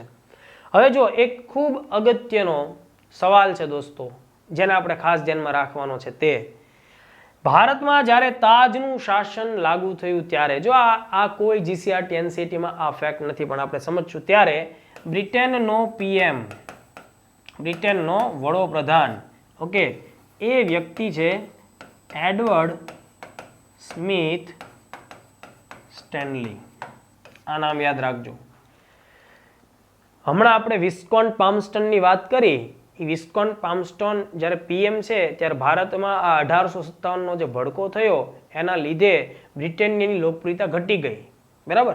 અને ફેબ્રુઆરી 1858માં ચૂંટણી થઈ, એમાં નવો પીએમ આવે છે એડવર્ડ સ્મિથ સ્ટેનલી, ઓકે. એટલા માટે શું થશે દોસ્તો કે આપણને સવાલ પૂછાય કે 1857નો વિપ્લવ કોના સમયમાં અંત પામ્યો અને તાજનું શાસન લાગુ થયું, તો એ સમયે બ્રિટનનો વડો એટલે કે વડોપ્રધાન કોણ છે? Edward Smith Stanley. આ નામ આપણે ખાસ ધ્યાનમાં રાખીશું. એટલે શું થશે કે કંપનીનું શાસન રદ, ભારતમાંથી મુગલ રાજ્ય સમાપ્ત અને નવું શાસન લાગુ પડ્યું, એને આપણે કહીએ તાજનું શાસન. 1857 કંપની શાસનનો અંત આવ્યો અને બ્રિટિશ પાર્લામેન્ટે સીધી જ રીતે ભારતનું શાસન સંભાળી લીધું.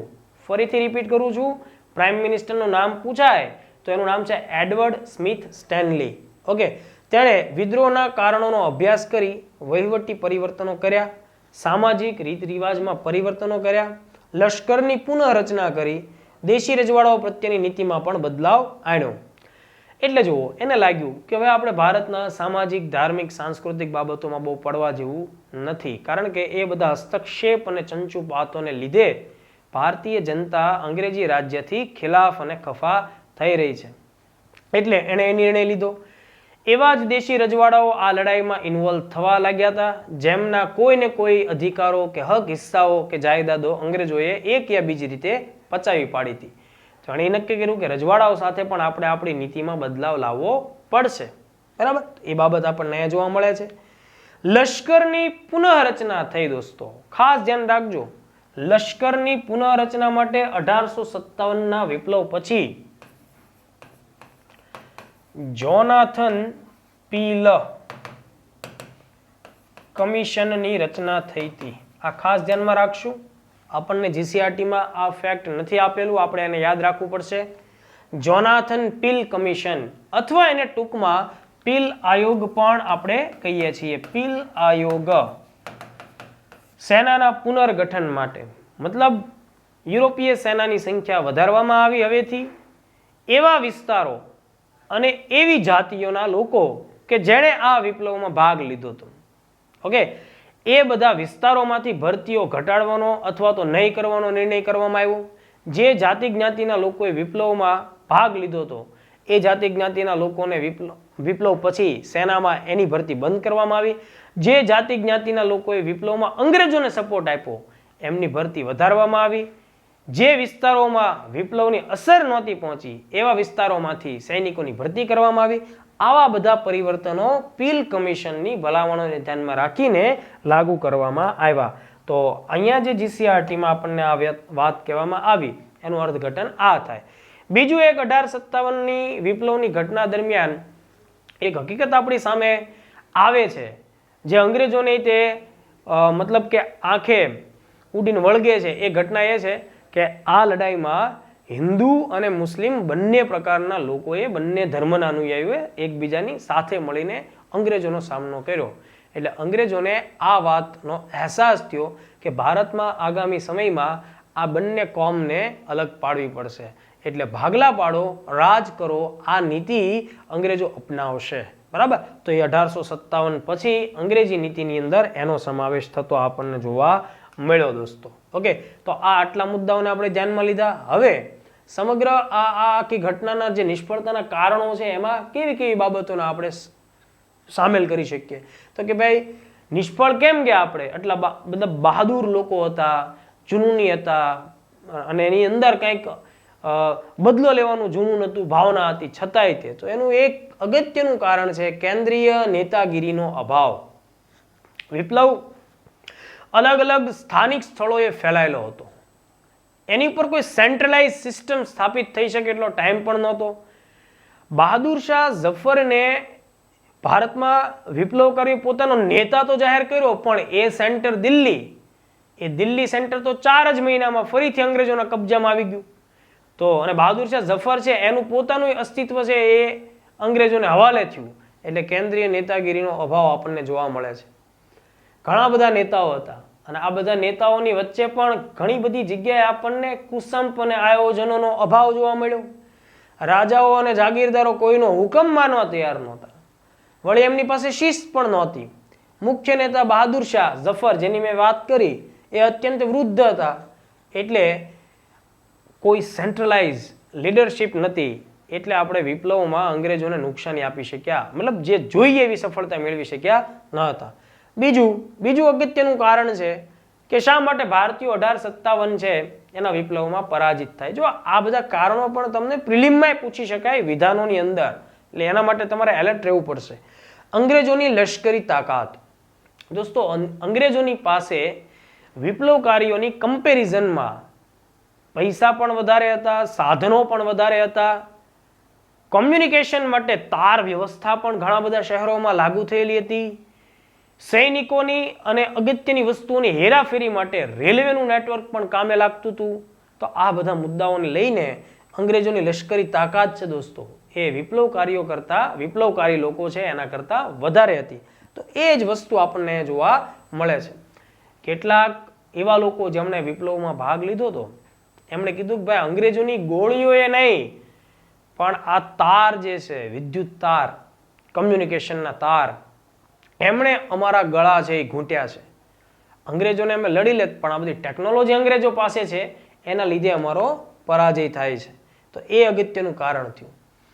અન્ય કારણોમાં મોટાભાગના રાજાઓ આ સંગ્રામથી અલિપ્ત હતા.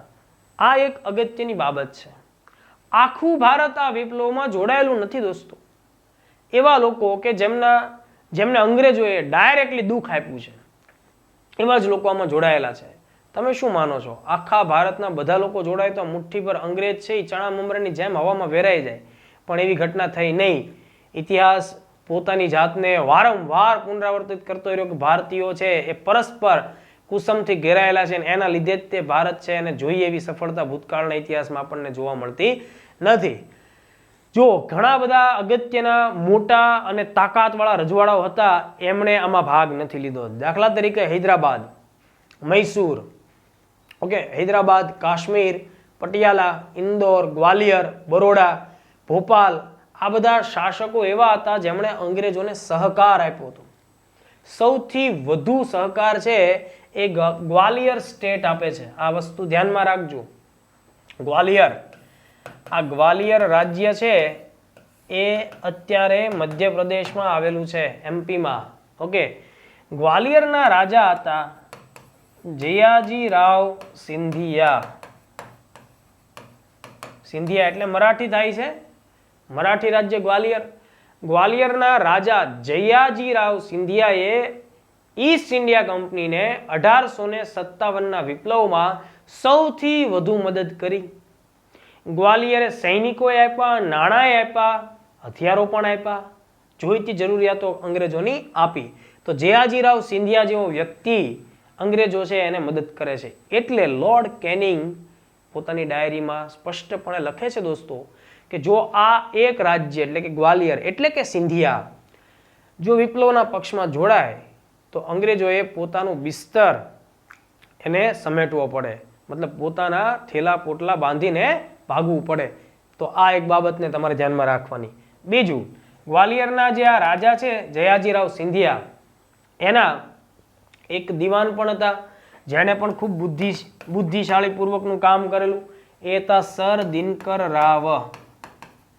સર દિનકર રાવ, આ નામ ધ્યાનમાં રાખજો. સર દિનકર રાવ, આ સરનો ખિતાબ અંગ્રેજોએ એને આ બધી કામગીરી માટે આપેલો હતો. દિનકર રાવ નામનો વ્યક્તિ ગ્વાલિયરનો દિવાન હતો, જયાજીરાવ સિંધિયાનો દિવાન હતો, અને તેણે શું કર્યું, અંગ્રેજોને આમાં માર્ગદર્શન આપ્યું હતું. તો આટલા ફેક્ટને તમારે લોકોએ ખાસ ધ્યાનમાં રાખવાના.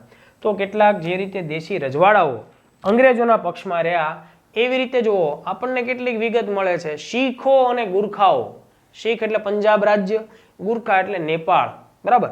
શીખ અને ગુરખા લોકો છે એમણે પણ અંગ્રેજોના પક્ષમાં આ લડાઈ લડી અને આ જે સંગ્રામ છે એને નિષ્ફળ બનાવવામાં એમણે પોતાની બુદ્ધિ અને ભૂમિકા નિભાવી. આ ઉપરાંત જે લોકો એજ્યુકેટેડ હતા, વેપારી વર્ગ હતા, એમને તો આ અંગ્રેજોનું રાજ્ય આવતા એમને ઘણો ફાયદો થયો, તો એ લોકોએ પણ આ વિપ્લવમાં ભાગ લીધો નહીં. તો આમ સમગ્રલક્ષી રીતે જોઈએ તો કુસંપનો પ્રભાવ વધારે હતો, સંપનો અભાવ હતો, હથિયારો અને ટેકનોલોજી ઓછી હતા. આ બધા કારણોથી ભારતની અંદર આ વિપ્લવ છે અંગ્રેજો પોતે જીતે છે અને ફરીથી પોતાના રાજ્યની સ્થાપના કરે છે. હવે આ સંગ્રામ કેવા પ્રકારનો હતો, આના ઉપર કેટલીક વાર પ્રશ્ન આવે છે. તો આપણને સ્ટાન્ડર્ડ 8માં એવી કઈ કઈ વિગત આપવામાં આવી છે તો સમજીએ.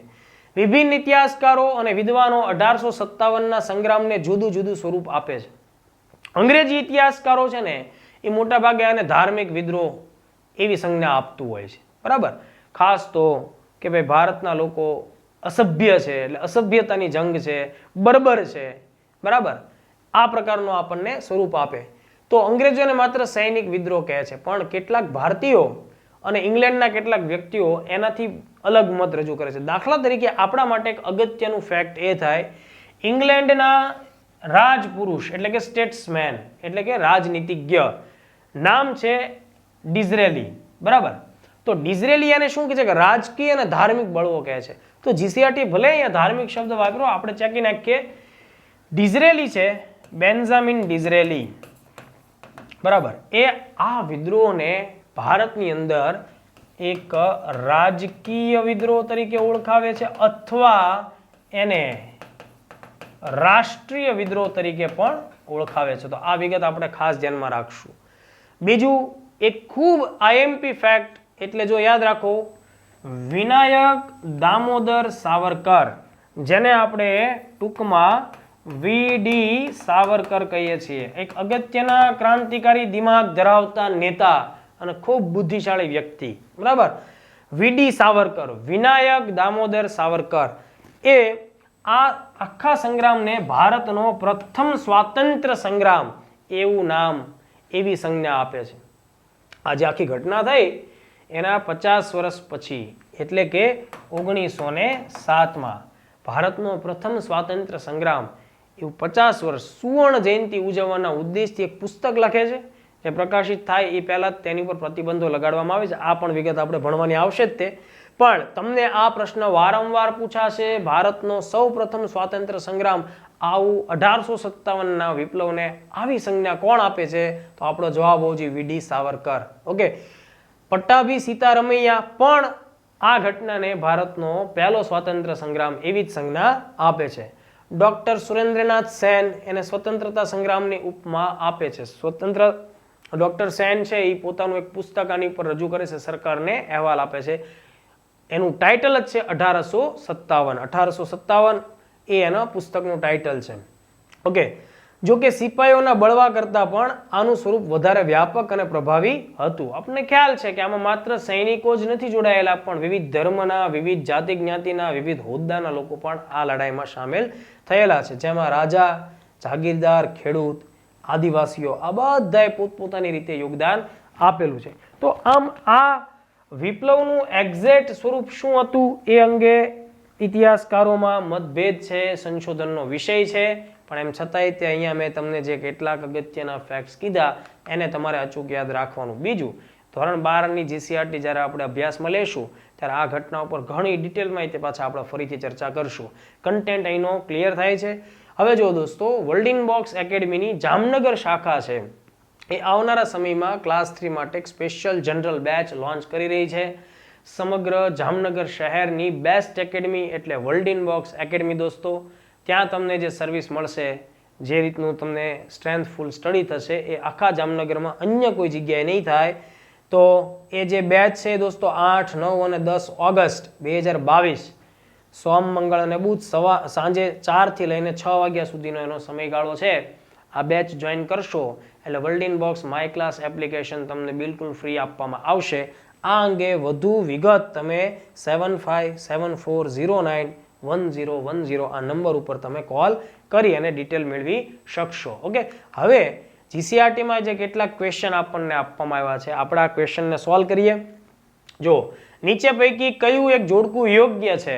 ઓકે, આ પ્રકારના ક્વેશ્ચન આપણને વર્ગ 3માં પૂછાય. તો અહીંયા મેં તમને હમણાં વાત કીધી એવી રીતે કે ભાઈ વિપ્લવનું સેન્ટર અને એના જે સંચાલક અથવા તો એના મુખ્ય લીડર એનું આપણને જોડકું પૂછાય. તો જો પહેલો ઓપ્શન ચેક કરીએ, કાનપુરમાં નાના સાહેબ, તો આ વિધાન સાચું એટલે કે આ જોડકું સાચું. લખનૌમાં બેગમ હઝરત મહલ, તો એ પણ સાચું. અને જગદીશપુર બિહારમાં કુંવરસિંહ, તો આનો પહેલો જ જવાબ છે એ સાચો છે. બરાબર, એટલે આપણે આના બાકીના ઓપ્શનને જોવાની જરૂર પડતી નથી. એટલે આ પહેલો ક્વેશ્ચન છે એનો જવાબ આવશે એ. ઓકે, ચાલો એની પછીનો ક્વેશ્ચન છે 1857ના સ્વતંત્રતા સંગ્રામનું તાત્કાલિક કારણ નીચે પૈકી કોને કહી શકાય? વહીવટી કારણ, ધાર્મિક કારણ, ડેલહાઉસીની ખાલસા નીતિ. આ લાંબા ગાળાના કારણો છે. પણ તાત્કાલિક કારણ જે મેં તમને વાત કીધી મંગલ પાંડે વાળી વાત, ઓકે, એ કયું છે? ચરબી વાળા કારતૂસ. તો આ જે પ્રશ્ન છે તેનો સાચો ઉત્તર આવશે ઓપ્શન ડી. બરાબર, ત્યારબાદ ત્રીજો પ્રશ્ન જોઈએ.